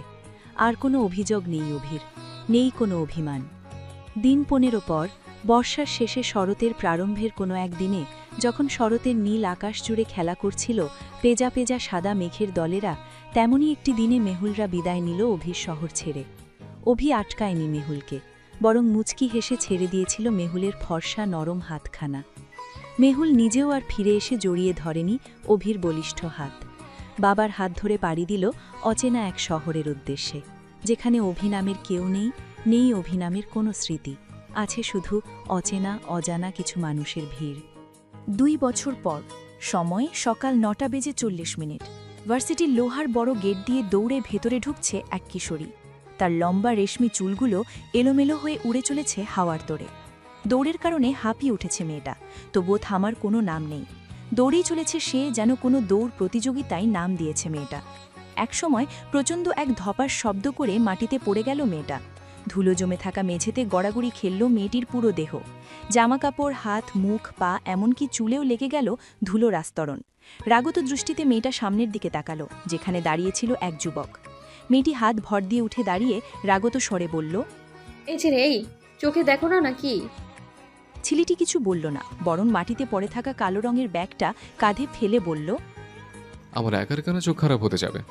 তোমার চোখ দুটোই বোধহয় খারাপ হয়ে গেছে। তাহলে এমন হাট্টাগাট্টা হ্যান্ডসাম ছেলেকে তুমি কিনা দেখতেই পেলো না? আমার চোখ খারাপ হয়নি, চোখ খারাপ হয়েছে তোমার। অবশ্য চোখ খারাপ হবে নাই বা কেন? চোখের সামনে হুড়পড়ির মতো এত সুন্দর মেয়ে দেখলে যে কারোরই চোখ মাথায় এমনিতেই মনও খারাপ হয়ে যাবে, এটাই তো স্বাভাবিক। মেয়েটি আরও একটু এগিয়ে সে এক নিঃশ্বাসে বলল কথাগুলো। মেয়েটির কথার প্রতিউত্তরে ছেলেটি ধীর অথচ কাটকাট গলায় বলল, তুমি কি নিজেকে মিস ইউনিভার্স মনে করো নাকি? কেন? আমি কি দেখতে কম সুন্দরী নাকি? যথেষ্ট সুন্দরী আমি, তাই নিজেকে মিস ইউনিভার্স বলে মনে করলে কোনো ভুল হবে না বলে মনে হয় আমার। লোকে ঠিকই বলে, মেয়েদের বুদ্ধি আসলেই তাদের হাঁটুতে থাকে। যাকে তোমার সাথে ঝগড়া করার সময় এখন আমার নেই। পরে যদি কখনো দেখা হয়, তবে আজকে তুলে রাখা ঝগড়াটা সেদিন সুদে আসলে আদায় করে নেব। আজ চলি মিস ইউনিভার্স। কথাগুলো বলেই ছেলে তার কাঁধে ব্যাগটা দোলাতে দোলাতে চলে গেল ভার্সিটির ভেতরে, নিজের ডিপার্টমেন্টের দিকে। এদিকে মেয়েটি তখনও গলা ফাটিয়ে বলতে লাগলো, এই ছেলে, এই কি বলে তুমি? তোমার এত বড় সাহস? ঠিক আছে, আবার কখনো দেখা হলে বুঝবে এই মেহুল কি জিনিস, বেয়াদব ছেলে। এই মেহুল, তুই এখনো এখানে দাঁড়িয়ে দাঁড়িয়ে ঝগড়া করছিস? ওদিকে ক্লাস শুরু হয়ে গেল যে। আজ কলেজের প্রথম দিন, সে খেয়াল কি আছে তোর? পাশ থেকে কথাগুলো শুনে হাতের ঘড়িটার দিকে তাকালো মেহুল। তারপর পাশের মেয়েটির হাত ধরে আবারও হুট লাগালো সামনের দিকে। ক্লাসরুমের মাঝের সারিতে বসে আছে মেহুল। মেহুলের পাশে বসেছে মেহুলের বেস্ট ফ্রেন্ড জ্যোতি। গত 2 বছরে মেহুল এক জ্যোতি ছাড়া আর কারো সাথেই বন্ধুত্ব গড়ে তুলতে পারেনি। মেহুলের চলাফেরা, হাসি, কান্না সবকিছু জ্যোতিতেই সীমাবদ্ধ। শাহজালাল বিজ্ঞান ও প্রযুক্তি বিশ্ববিদ্যালয়ে আজ মেহুলের প্রথম ক্লাস। এইচএসসি পরীক্ষার পর মেহুল নিজেও এই ভার্সিটি ছাড়া আর কোনো ভার্সিটিতে ফর্ম উঠায়নি, আর না তুলতে দিয়েছে জ্যোতি। ওদের দুজনের কপাল ভালো ছিল বিধায় এই ভার্সিটিতেই চান্স জুটেছে তাদের, না হলে কপালে দুঃখ ছিল ওদের। মেহুলদের প্রথম ক্লাস শুরু হবার কথা ছিল 10টায়, এখন বাজে 10:40, অর্থাৎ ক্লাস শুরুর নির্ধারিত সময়ের থেকে প্রায় 40 মিনিট পেরিয়ে গেছে, তবু এখনও কোনো স্যার আসেনি ক্লাসে। এতে অবশ্য মেহুলের জন্যই ভালো হয়েছে। এমনিতেই আজ মেহুলের ঘুম দেরিতে ভাঙার কারণে কলেজে সঠিক সময় উপস্থিত হতে পারেনি সে। তার উপর বদ ছেলেটার পাল্লায় পড়ে আরও কিছু সময় নষ্ট হয়ে গিয়েছিল মেহুলের। তবে এখন বেশ স্বস্তি পাচ্ছে সে। প্রথম দিন ক্লাসে লেট করে আসলে স্যারের কাছে ওর ইমেজের ফালুদা হয়ে যেত। মেহুল এদিক সেদিক তাকাতেই ওর বাম দিকের মাঝের সারিতে একটা চেনা মুখের দেখা পেল। সেই শ্যামবর্ণ, কপাল বরাবর সিল্কি চুল, সেই হাসি যেগুলোর দর্শন মেহুল কিছুক্ষণ আগেই পেয়েছিল। ছেলেটার দিকে তাকিয়ে মেহুল রাগে গজগজ করে বলতে লাগলো, আর কোনো ডিপার্টমেন্ট জুটলো না তোর বদ ছেলে? শেষমেশ আমার ডিপার্টমেন্টই তোর কপালে জুটলো। হায়, একে 4 বছর সহ্য করবো কি করে আমি? যেই ঝগড়ুটে ছেলে রে বাবা, দেখা হলে পায়ে পা লাগিয়ে ঝগড়া করতে চলে আসবে। ইস মেহু, তোর কপালটাই খারাপ আজ। সকালে উঠে প্রথমেই যে কার মুখ দেখেছিলে কে জানে? কথাগুলো বলেই হঠাৎ মেহুলের মনে পড়ল আজ সকালে ঘুম থেকে ওঠার পর ও প্রথমেই নিজের মুখখানাই দেখেছিল আয়নায়। কথাটা মনে হতেই তরতরিয়ে থিতিয়ে থাকা রাগটা আবারও মাথা চাড়া দিয়ে উঠল মেহুলের। রাগী দৃষ্টিতে তাকালো বাম দিকে। মেহুলের দৃষ্টিটা বামে ফিরতেই মেহুল দেখল ওই অসভ্য তেদর বদ ছেলেটা ওর দিকে তাকিয়ে মিটমিটিয়ে হাসছে। মুখ ঘুরিয়ে নিল মেহুল। ছেলেটার হাসি ওর রাগের মাত্রা আরও বাড়িয়ে দিচ্ছে। মেহুল ভাবল বাইরে বেরিয়ে যাবে, কিন্তু এমন সময় ক্লাসে ঢুকল বছর 40-এর এক লোক। লোকটাকে ক্লাসে ঢুকতে দেখেই ক্লাসের সবাই উঠে দাঁড়িয়ে সম্মান জানালো তাকে। লোকটা তার হাতে রাখা বইটা টেবিলে রেখে নতুন মুখগুলোর দিকে তাকিয়ে বলল, আমি শফিকুল ইসলাম, তোমাদের ইংরেজি ডিপার্টমেন্টের একজন প্রফেসর। আজ যেহেতু তোমাদের সাথে আমার প্রথম ক্লাস, সেহেতু আজ তোমাদের সাথে আমি পরিচিত হব। আগামীকাল থেকে না হয় ক্লাস শুরু করব। তাহলে তোমরা তোমাদের পরিচয় শুরু করো। স্যারের কথায় ক্লাসের সবাই তাদের পরিচয় দেওয়া শুরু করল। মেহুল উদ্গ্রীব হয়ে তাকিয়ে রইল ছেলেটার দিকে, তার নাম পরিচয় জানার জন্য। ছেলেটাকে খুব পরিচিত মনে হয় ওর। মনে হয় আগে কখনো ছেলেটার সাথে দেখা হয়েছিল ওর। ছেলেটার তাকানো, বাচন, ভঙ্গি সবটাই চেনা লাগে মেহুলের। এক সময় এলো সেই মাহেন্দ্রক্ষণ। স্যারির কথায় উঠে দাঁড়ালো শ্যামবর্ণের ছেলেটি। ধীর গলায় বলল, আমি অভি, বাসা ঢাকায়। বলেই আবারও নিজের সিটে বসে পড়ল সে। মেহুল অস্ফুট স্বরে বলল, অভি। আশ্চর্য, নামটা মুখে আনতেই অন্যরকম এক শিহরণ বয়ে গেল মেহুলের মাঝে। মেহুলের কেবলই মনে হতে লাগল এই নামটা ওর জীবনের সঙ্গে ওতপ্রোতভাবে জড়িয়ে আছে। মনে হলো এই নামটাও আগেও কোথাও শুনেছে, একবার নয় বহুবার, বহুবার শুনেছে এ নাম। মনে করার চেষ্টা করল মেহুল, কিন্তু পারল না। অসহ্য এক যন্ত্রণা এসে ভর করল মেহুলের মাথায়। মেহুল মাথা ধরে বসে রইল নির্বাক হয়ে। এক সময় পাশ থেকে মৃদু ধাক্কা পেয়ে খেই হারিয়ে ফেলল মেহুল। সামনের দিকে তাকিয়ে একটু অস্বস্তি নিয়েই উঠে দাঁড়ালো। তারপর একটু অগোছালো স্বরে বলল, অভি, নাম মেহুল, সিলেটেই থাকি। বলেই আবারও বসে পড়ল সে। তার চঞ্চল চোখের দৃষ্টি চলে গেল বামে। সেখানে মিনিট খানেক স্থির থেকে আবারও দৃষ্টি চলে গেল সামনের দিকে। শ্যামবর্ণের সেই ছেলেটি সবটাই লক্ষ্য করল নিঃশব্দে। মুচকি হেসে তাকিয়ে রইল মেহুলের দিকে। এই উদ্ভ্রান্ত দৃষ্টিটিই তো দেখতে চেয়েছিল সে। এর জন্যেই তো নিজের শহর, নিজের আপনজন ছেড়ে চলে এসেছে এই নতুন শহরে। এবার আর হাত ছেড়ে দেবে না সে, কিছুতেই না। পরপর দুটো ক্লাস করে ক্লান্ত হয়ে গেছে মেহুল। এখন মেহুলদের ব্রেক টাইম চলছে, তাই মেহুল জ্যোতিকে নিয়ে কলেজের ক্যান্টিনের উদ্দেশ্যে বেরিয়ে গেল। মেহুলের দেখা দেখি অভিও বেরিয়ে এলো ক্লাস শেষে। ক্যাম্পাসে তখন শিক্ষার্থীদের সমাগম। ক্যান্টিন, মাঠ, এমনকি ডিপার্টমেন্টের সামনেও দলে দলে দাঁড়িয়ে আছে তারা। কেউ বা দল বেঁধে দাঁড়িয়ে কথা বলছে, আবার কেউ বা দলছুট হয়ে যত্রতত্র যেখানে সেখানে দাঁড়িয়ে আছে। মেহুলরা সেসব দিকে না তাকিয়ে সোজা চলে এসেছে ক্যান্টিনে।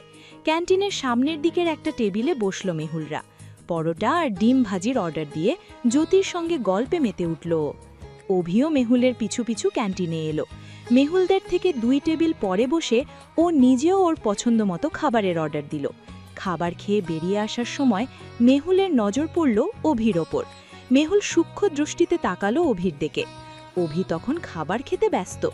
মেহুল জ্যোতিকে নিয়ে বেরিয়ে এসে অপেক্ষা করতে লাগলো অভির জন্য। এ ছেলের কত বড় সাহস ওকে ফলো করছে। মেহুলদের বেরিয়ে যাবার পর মিনিট 5 মধ্যেই বেরিয়ে এলো অভি। সতর্ক দৃষ্টিতে আশেপাশে তাকালেই মেহুলের চোখে চোখ পড়ে গেল ওর। অভি থমকালো।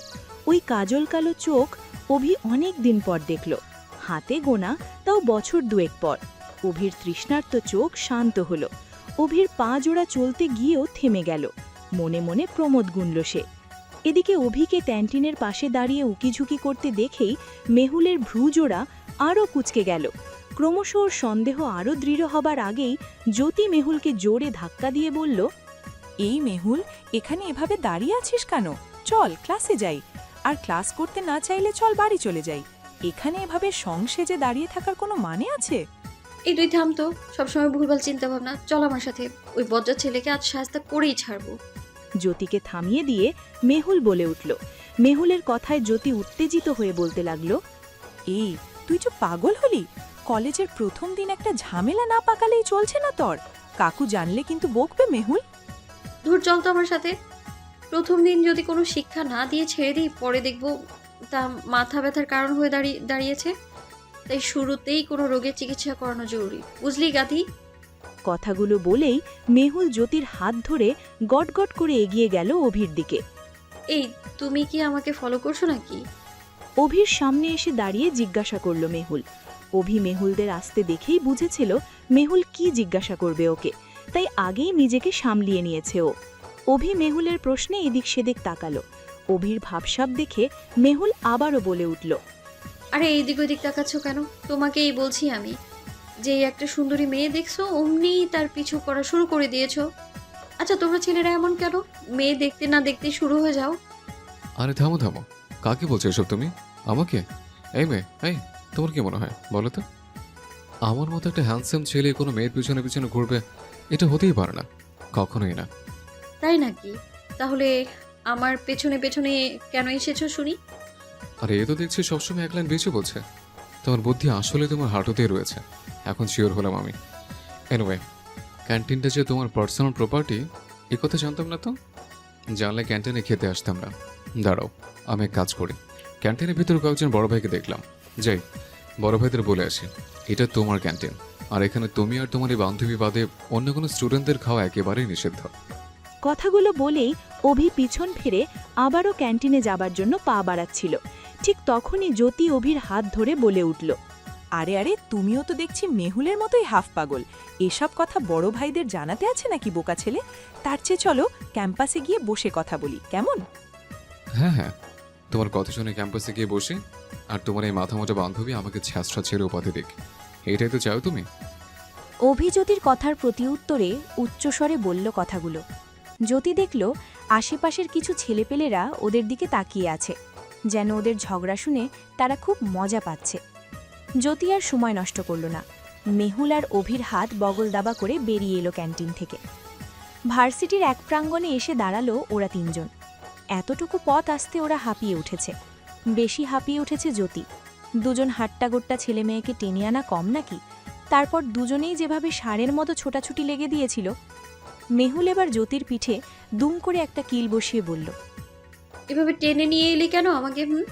মেহুলের মারে কুকিয়ে উঠল জ্যোতি। অতি কষ্টে মৃদু স্বরে বলল, আরে আমি তোর ভালোর জন্যই এখানে আনলাম তোকে। আজকাল দেখছি মানুষের ভালো করতে নাই, সিনিয়রদের নালিশ দিলে বুঝতে কি হতো? ঘোড়ার ডিম হতো। এই মেহুল কাউকেই ভয় পায় না, বুঝলি? একবার তো পরীক্ষার হলে স্যারের সাথে ঝগড়া করেছিলাম, জানিস? সে কি এক অবস্থা। মেহুলের কথায় অভি আবার থমকে গেল। মেহুলের অবিনাশ স্যারের কথা মনে আছে কি করে? ওর তো মেমোরি লস হয়ে গিয়েছিল। অভি মেহুলের কাছে গিয়ে উত্তেজিত হয়ে বলল, কোন স্যারের কথা বলছিস তুই? বল আমাকে। আগে সব কথা মনে পড়ে গেছে, তাই না? তবুও তুই আমাকে না চেনার ভান করছিস কেন মেহুল? অবিনাশ স্যার আবার কে? তাকে তো চিনি না আমি। আমি তো দীপ্ত স্যারের কথা বলছি। আর আপনি আমাকে তুই করে কেন বলছেন? কে আপনি? আপনি কি আমাকে চেনেন? মেহুলের কথা শুনে অভি হতাশ চোখে মেহুলের দিকে তাকিয়ে রইল কিছুক্ষণ। তারপর মেহুলকে ছেড়ে দিয়ে গটগট করে হেঁটে চলে গেল অন্যদিকে। মেহুল অশ্রুসিক্ত চোখে তাকিয়ে রইল অভির যাওয়ার পথের দিকে। এদিকে অতীশবাবু আজ বাড়িতেই ছিলেন। অফিস থেকে ছুটি নিয়েছেন আজ তিনি। ছুটি নেওয়ার অবশ্য একটা কারণ আছে।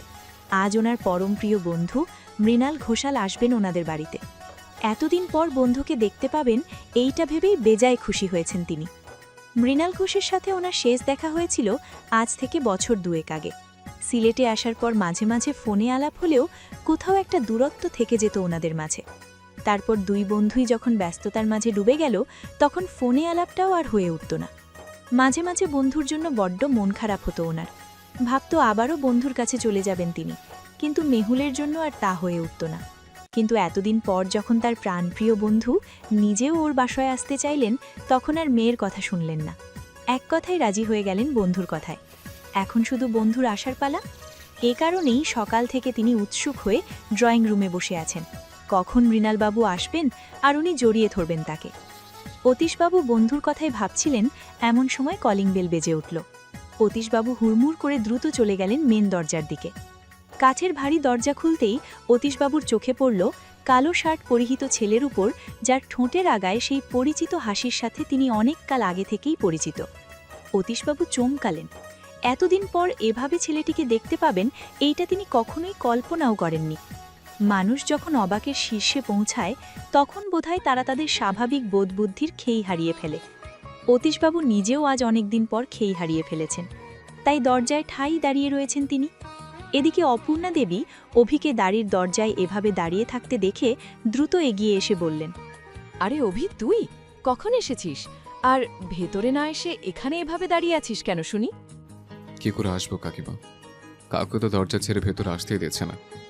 অভির কথা শুনে অপূর্ণা দেবী অতীশবাবুর দিকে তাকিয়ে বিরক্ত স্বরে বলে উঠলেন, বলি, বয়স বাড়ার সঙ্গে সঙ্গে কি মাথার বুদ্ধিও শেষ হয়ে গেছে তোমার? কোথায় ছেলেটাকে ঘরে আনবে তা না করে উনি দরজায় ঠাঁই দাঁড়িয়ে আছেন। বুড়ো বয়সে বাপ মেয়ের ভীমরতি দেখতে দেখতে আমার জীবনটাই কয়লা হয়ে গেল। যত সব। কথাগুলো বলেই অপূর্ণা দেবী অভিকে নিয়ে ঘরে ঢুকলেন। অতীশবাবু ঠাই দাঁড়িয়ে রইলেন দরজার পাশে। অভিকে ড্রয়িং রুমে বসতে দিয়েই অপূর্ণা দেবী ছুটলেন খাবার পরিবেশন করতে। সময় গুড়িয়ে দুপুর পেরোবার যোগ হয়েছে। মিনিট 5 পর অতীশবাবুও অভির সামনের সোফায় এসে বসলেন। অভি অতীশবাবুকে দেখে হাসল। প্রতিউত্তরে অতীশবাবুও হাসলেন। তারপর এদিক সেদিক পানে তাকিয়ে উসকুস করতে লাগলেন তিনি। অভি অতীশবাবুর এমন অবস্থা দেখে হেসে বলল, আমাকে কিছু বলতে চাও কাকু? হ্যাঁ মানে না না, তোকে আবার কি বলবো আমি, কিছুই বলার নেই আমার। একটু তোতলিয়েই কথাগুলো বললেন অতীশাতরা। অভি আবারও হেসে বলল। চোখের আড়াল হলে মনের আড়ালও হয়ে যায়, তাই না কাকু? অতীশবাবু চমকে বলে উঠলেন। তেমন কিছু নয় কাকু, ভেবেছিলাম এতদিন পর আমাকে দেখে তুমি খুশি হবে, জড়িয়ে ধরবে আমায়, কিন্তু এসে দেখছি তুমি আমাকে দেখে মোটেও খুশি হওনি, বরং আমাকে দেখে তুমি ভয় পাচ্ছ। এত কেন ভয় পাচ্ছ কাকু? অতীশবাবু মিথ্যে হাসি দিয়ে বললেন। শোন, ছেলের কথা, তোকে দেখে ভয় পাবো কেন রে? তুই কি বাঘ না ভাল্লুক যে তোকে দেখে ভয় পাবো? আসলে অনেকদিন পর তোকে দেখে খেই হারিয়ে ফেলেছি, এই যা। তা তোর বাবা কত দূর বলতো? সেই কখন আসার কথা এখনো এলো না। অতীশবাবুর কথা শেষ না হতেই বাসার কলিং বেলটা তার উৎস্বরে বেজে উঠল আবার। অতীশবাবু হেসে বললেন। এইবার বোধহয় তোর বাবা এলেন, যাই দরজাটা খুলেছি। কথাগুলো বলেই অতীশবাবু ছুটলেন দরজার পানে। অভি সোফায় বসেই অবাক চোখে দেখছিল অতীশবাবুর ছেলে মানুষই রূপ। এই অভি, ওখানেই বসে থাকবি? যা ফ্রেশ হয়ে আয়, আমি টেবিলে খাবার সাজিয়ে দিচ্ছি, ফ্রেশ হয়ে খেতে বসবি কেমন? অভি মাথা নাড়িয়ে সম্মতি জানালো। তারপর কাঁধের ব্যাগটা সোফায় রেখেই সোজা চলে গেল মাঝের একটি ঘরের দিকে। এদিকে অভি চলে যেতেই ড্রয়িং রুমে আগমন ঘটল অতীশবাবু ও মেহুলের। অতীশবাবুর মুখটা তখনও ভার হয়ে রয়েছে। মেহুল ঘরে এসে সোফা লক্ষ্য করে কাঁধের ব্যাগটা ছুঁড়ে মারতেই ধুমকে উঠলেন অপর্ণা দেবী। বললেন, এই ব্যাগ সোফায় ছুঁড়ছিস কেন? যা ঘরে গিয়ে রাখ। শোন মেহুল, বড় হচ্ছিস এখন তুই, তাই নিজের বাচ্চামো স্বভাবগুলো বদলা এবার। যা ঘরে গিয়ে ফ্রেশ হয়ে আয়। মেহুল অপর্ণা দেবীর কথার পৃষ্ঠে কথা বাড়ায়নি, তবে ওর চোখে মুখে তখন রাজ্যের বিরক্তি। অকারণেই আজ মেহুলের মন তিক্ত হয়ে আছে। এর আগেও বেশ কয়েকবার হুটহাট করেই মেহুলের মন এমন হয়েছে। সেদিনগুলো বেশ খারাপ কেটেছিল মেহুলের। হুটহাট মাথা গরম হতো, সবার সাথেই রাগারাগি হতো, এমনকি মাঝে মধ্যে ভাঙচুরও করে ফেলত মেহুল। তবে আজ মন খারাপের দিক ভিন্ন। তাই তো মনে মাথায় রাগের ছাপ স্পষ্ট না হয়ে স্পষ্ট হয়ে উঠেছে কান্নার দল। আখিপল্লব ঠেলে চিবুক বেয়ে গড়িয়ে পড়তে চাইছে তারা, কিন্তু মেহুল তাদের সেই ইচ্ছা পূরণ করছে না, জোর করে আটকে রেখেছে চোখের ভেতরেই। নিজের ঘরে এসে ব্যাগটা বিছানার একপাশে ছুঁড়ে ফেলে লম্বালম্বিভাবে শুয়ে পড়ল বিছানায়। মেহুলের মাথার ওপরে ঘুরতে লাগল সবুজ রঙের সিলিং ফ্যানটা। মেহুলের দৃষ্টি সেদিকেই স্থির হল। এভাবেই কেটে গেল প্রায় বেশ খানিকক্ষণ। এর মধ্যে পরিবর্তন হয়েছে মেহুলের দৃষ্টি। সিলিং ফ্যানের দিক থেকে দৃষ্টি সরে গিয়ে এইবার তা নিবদ্ধ হয়েছে জানালার ওপারের আকাশের সীমানায়। এমন সময় খুট শব্দ করে খুলে গেল মেহুলের ঘরের ওয়াশরুমের দরজাটা। মেহুলের ভাবনায় ভাটা পড়ল। চমকে উঠে বসল বিছানায়। তারপর ঘাড় ঘুরিয়ে পিছন পানে তাকালো। দেখল ওয়াশরুমের দরজা খুলে বেরিয়ে আসছে শ্যামবর্ণের একটা পরিচিত মুখ। মেহুল অবাক হয়ে দাঁড়িয়ে গেল সঙ্গে সঙ্গে। ততক্ষণে রুমের ভেতরে এসে পড়েছে অভি। অভি নিজেও মেহুলকে এ সময় ঘরে দেখে একটু ঘাবড়ে গেল। বলা তো যায়, ওকে দেখে আবার কি করে বসে মেহুল। যদি আবারও আগের মতো পাগলামি জুড়ে দেয় তবে খুব কেলেঙ্কারি কাণ্ড হবে আজ। এসব ভেবে অভি ঘর থেকে বেরিয়েই যাচ্ছিল। ঠিক তখনই অভি পেছন থেকে শুনতে পেল মেহুলের রিনরিনে কণ্ঠস্বর। এই ছেলে, এই তুমি তো দেখছি সাংঘাতিক ছেলে। কলেজে ঝগড়া করে মনে হয় আশ মেটেনি তোমার, তাই না? সেই জন্যেই আমার বাড়ি অবধি চলে এসেছো তুমি? শুধু কি আমার বাড়ি এসে ক্ষান্ত হয়েছে, আমার ঘর অবধি চলে এসেছো তুমি? আমি তো তোমার সাহস দেখে অবাক হয়ে গেছি। এই ছেলে, সত্যি করে বলো তো তোমার আসল উদ্দেশ্যটা কি? কি উদ্দেশ্যে তুমি আমাদের বাড়ি এসেছো? হ্যাঁ, অভি ভেবেছিল মেহুলের সাথে কোনো বাগবিতণ্ডায় না জড়িয়ে সোজা চলে যাবে ড্রয়িং রুমের দিকে, কিন্তু অভি ভুলেই গিয়েছিল মেহুল কী ধরনের মেয়ে। এই মেয়ে যে এখন ওকে হাজারটা প্রশ্ন করে ওর মাথা চিবিয়ে খাবে, এইটা আগে থেকেই আন্দাজ করতে পেরেছিল অভি। হলোও তাই। সময়ের কাঁটা মিনিটের ঘর না গড়াতেই মেহুলের একের পর এক প্রশ্ন ধেয়ে এলো অভির দিকে। অভি দীর্ঘশ্বাস ফেলে পিছন ফিরে তাকালো। মেহুল অভির থেকে মাত্র 3 কদম সামনে দাঁড়িয়ে আছে। অভি আরও এক পা সামনে এগিয়ে এসে ধীর গলায় বলল, আমার মনে হয় তুমি ভুল বুঝছো। আমি সে নই যাকে তুমি খুঁজছো। আমি তোমার বাবার বন্ধুর ছেলে।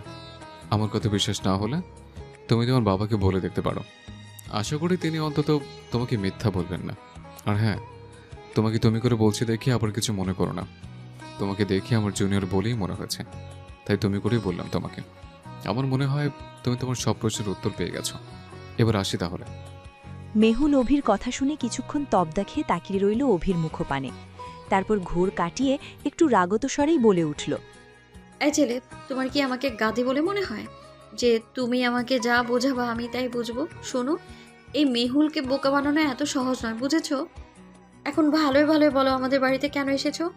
যদি প্রশ্নের উত্তর না পাই তবে আজ আমি তোমায় উত্তম মাধ্যম খাইয়েই ছাড়বো। এই বলে দিলাম আমি। মেহুলকে বোকা বানানো, তাই না?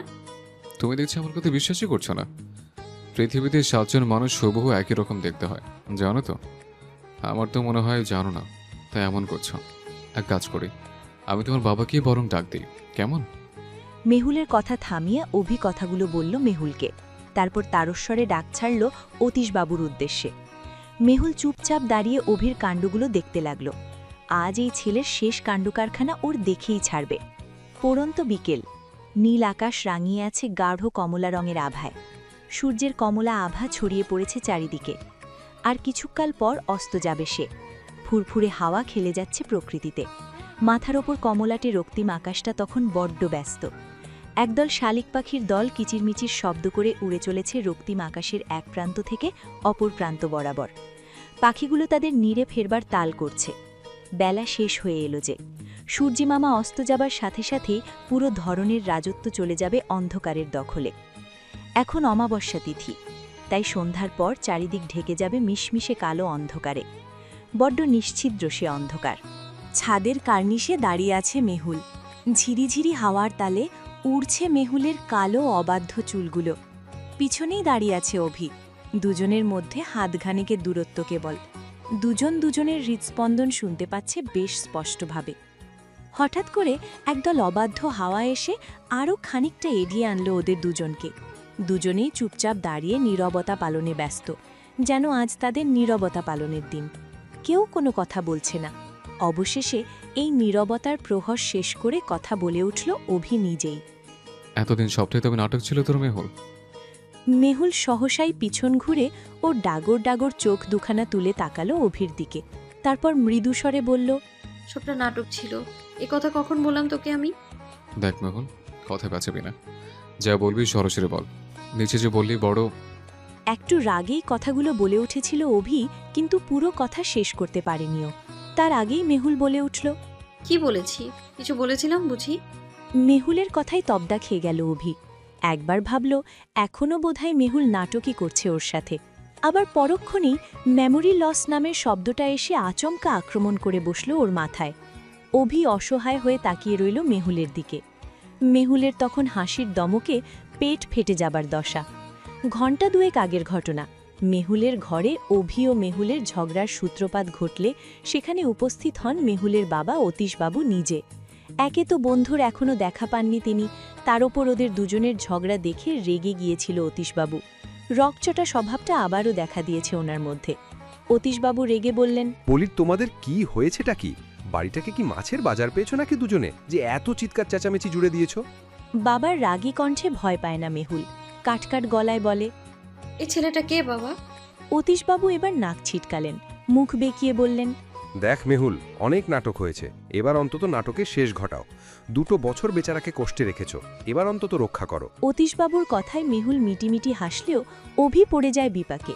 কাকুর কথার কোনো অর্থই বুঝতে পারছে না সে, তাই একরকম বোকার মতো অতীশবাবুকেই প্রশ্ন করে বসে ও।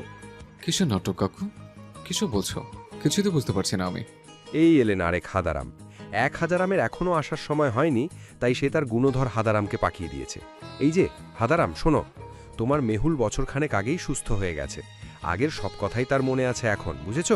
সেজন্যই তো আজ তোমরা সপরিবারে এখানে আসছো। এর পেছনে অবশ্য আরও একটা কারণ আছে, যা পরে তোমাদের জানানো হবে। কথাগুলো বলেই গটগট করে তিনি বেরিয়ে যান মেহুলের ঘর থেকে। তারপরের ঘটনা অতি সংক্ষিপ্ত। এত উত্তেজনা নিতে পারেনি অভির শরীরখানা, তাই মিনিট খানিকের মাঝেই শরীরের ভার হারিয়ে মেঝেতে চৈতন্য হারিয়ে লুটিয়ে পড়ে সে। এরপর অভির যখন জ্ঞান ফিরে আসে, তখন তপ্ত দুপুরের অবসান ঘটিয়ে প্রকৃতিতে উপস্থিত হয়েছে পড়ন্ত বিকেলের।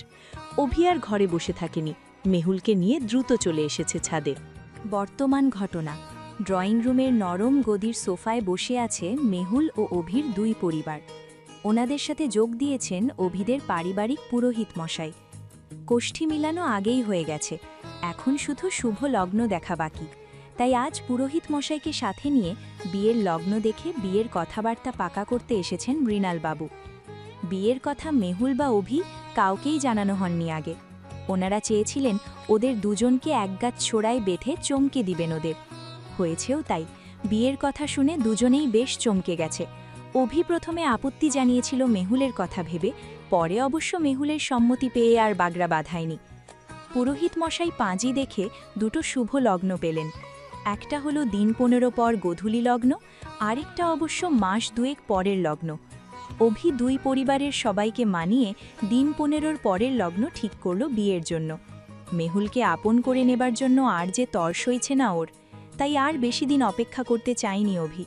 শুভ কাজ যত দ্রুত করা যায় ততই ভালো। বিয়ের আনন্দে দুই পরিবারের লোক বেজায় খুশি। বিয়ের কথাবার্তা পাকাপাকি করে মৃণালবাবু ও ওনার স্ত্রী সেদিনই সিলেট ছাড়লেন ঢাকার উদ্দেশ্যে।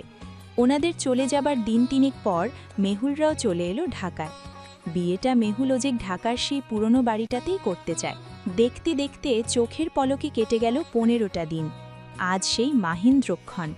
আজ অভি ওর মেহুলকে অগ্নিকুণ্ডকে সাক্ষী রেখে 7 জন্মের অর্ধাঙ্গিনী করে পাবে। যথাসময়ে বরকনেকে নিয়ে পুরোহিত মশাই বিয়ের কাজ সম্পন্ন করলেন। প্রথমে শুভদৃষ্টি, তারপর 7 পাক ঘোরা, অতঃপর সিঁদুরদান।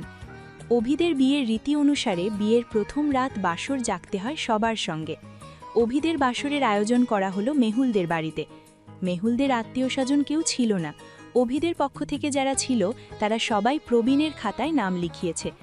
জ্যোতি অবশ্য এসেছিল বিয়েতে, কিন্তু ও বেচারি একা একাই বা কী করবে। তবুও সকলে মিলে রাতের প্রথম প্রহরটা রইল অভিদের বাসরে। তারপর সবাই ঢলে পড়ল ঘুমে। অভি তখন মেহুলকে কোলে করে চুপি চুপি নিয়ে এলো ছাদে। বছর 2 আগের সেই পুরনো ছাদ। মেহুলদের ছাদের পাশেই লাগোয়াভাবে অভিদের ছাদটা। অভি মেহুলকে কোলে নিয়ে ওদের ছাদে চলে এলো। ছাদের পুরনো ভাঙা কার্নিশটা এখনও সেভাবেই পড়ে আছে। গত 2 বছরে অভি সেইটা ঠিক করাতে দেয়নি ওর বাবাকে। কারণ হিসেবে দেখিয়েছিল মেহুলের সাথে কাটানো শেষ স্মৃতির চিহ্ন। তবে পুরো দোলনাটা আজ বেলি ফুলে সাজিয়েছে অভি। শুভ্র চাদরে ঢাকা আছে পুরো দোলনা। বাতাসে ছড়িয়ে পড়েছে বেলি ফুলের কড়া সুমিষ্ট গন্ধটা। আকাশে আজ গোল চাঁদ উঠেছে। চাঁদের ভরা জ্যোৎস্না এসে পড়েছে ছাদের মেঝে, দোলনা, এমনকি দূরের নারিকেল গাছের মাথাতেও। অভি মেহুলকে কোল থেকে নিচে নামালো। ছাদে পা রেখে চারিদিকটা ভালো করে দেখে নিল মেহুল। কত পুরনো স্মৃতি জুড়ে আছে এ ছাদকে ঘিরে। কথাগুলো ভাবতেই মেহুলের চোখের কার্নিশ বেয়ে গড়িয়ে পড়ল নোনা জলের ধারা। চোখ মুছল না মেহুল। আজ না হয় আনন্দের স্মৃতিগুলো রোমন্থন হোক। পিছন থেকে বলিষ্ঠ হাতে অভি আঁকড়ে ধরল মেহুলকে। তারপর পিঠের চুলগুলো একপাশে রেখে কানের কাছে মুখ লাগিয়ে ফিসফিসিয়ে বলে উঠল, এই জায়গাটার কথা মনে আছে তোর? সেই পূর্ণিমার দিনের কথা। সেদিনের সেই প্রথম চুম্বনের কথা মনে পড়ে? সেদিন প্রথমবার আমি আমার অনুভূতির সাথে পরিচিত হয়েছিলাম। সেদিনের তোর সেই তপ্ত নিঃশ্বাস এখনও আমি আমার মাঝে জমিয়ে রেখেছি। আমার ঠোঁটে, নাকে, বুকে এখনও তোর সেই ঘ্রাণ জমিয়ে রেখেছি আমি। কিন্তু বছর 2 দূরত্বের ঘ্রাণটা বড্ড ফিকে হয়ে এসেছে জানিস। এখন আর আমার শরীর থেকে তুই নামক ঘ্রাণটা পাই না। আজ আবারও তোর ঘ্রাণটা আমি আমার শরীরে মেখে নিতে চাই। সেই সাথে তোকেও নিজের বাহুবন্ধন আষ্টা পৃষ্ঠে বাঁধতে চাই। তোর হাতে হাত রেখে কাটাতে চাই হাজারো বসন্ত। দেবী আমাকে সেই সুযোগ? অভির তপ্ত নিঃশ্বাস আছড়ে পড়ছে মেহুলের গলা জুড়ে। মেহুল নিজেকে ধীরে ধীরে সমর্পণ করে দিল অভির হাতে। তারপর পূর্ণিমার ঝকঝকে সাদা আলোয় একজোড়া কপোত কপতি ভেসে গেল তাদের ভালোবাসার অতল গহ্বরে।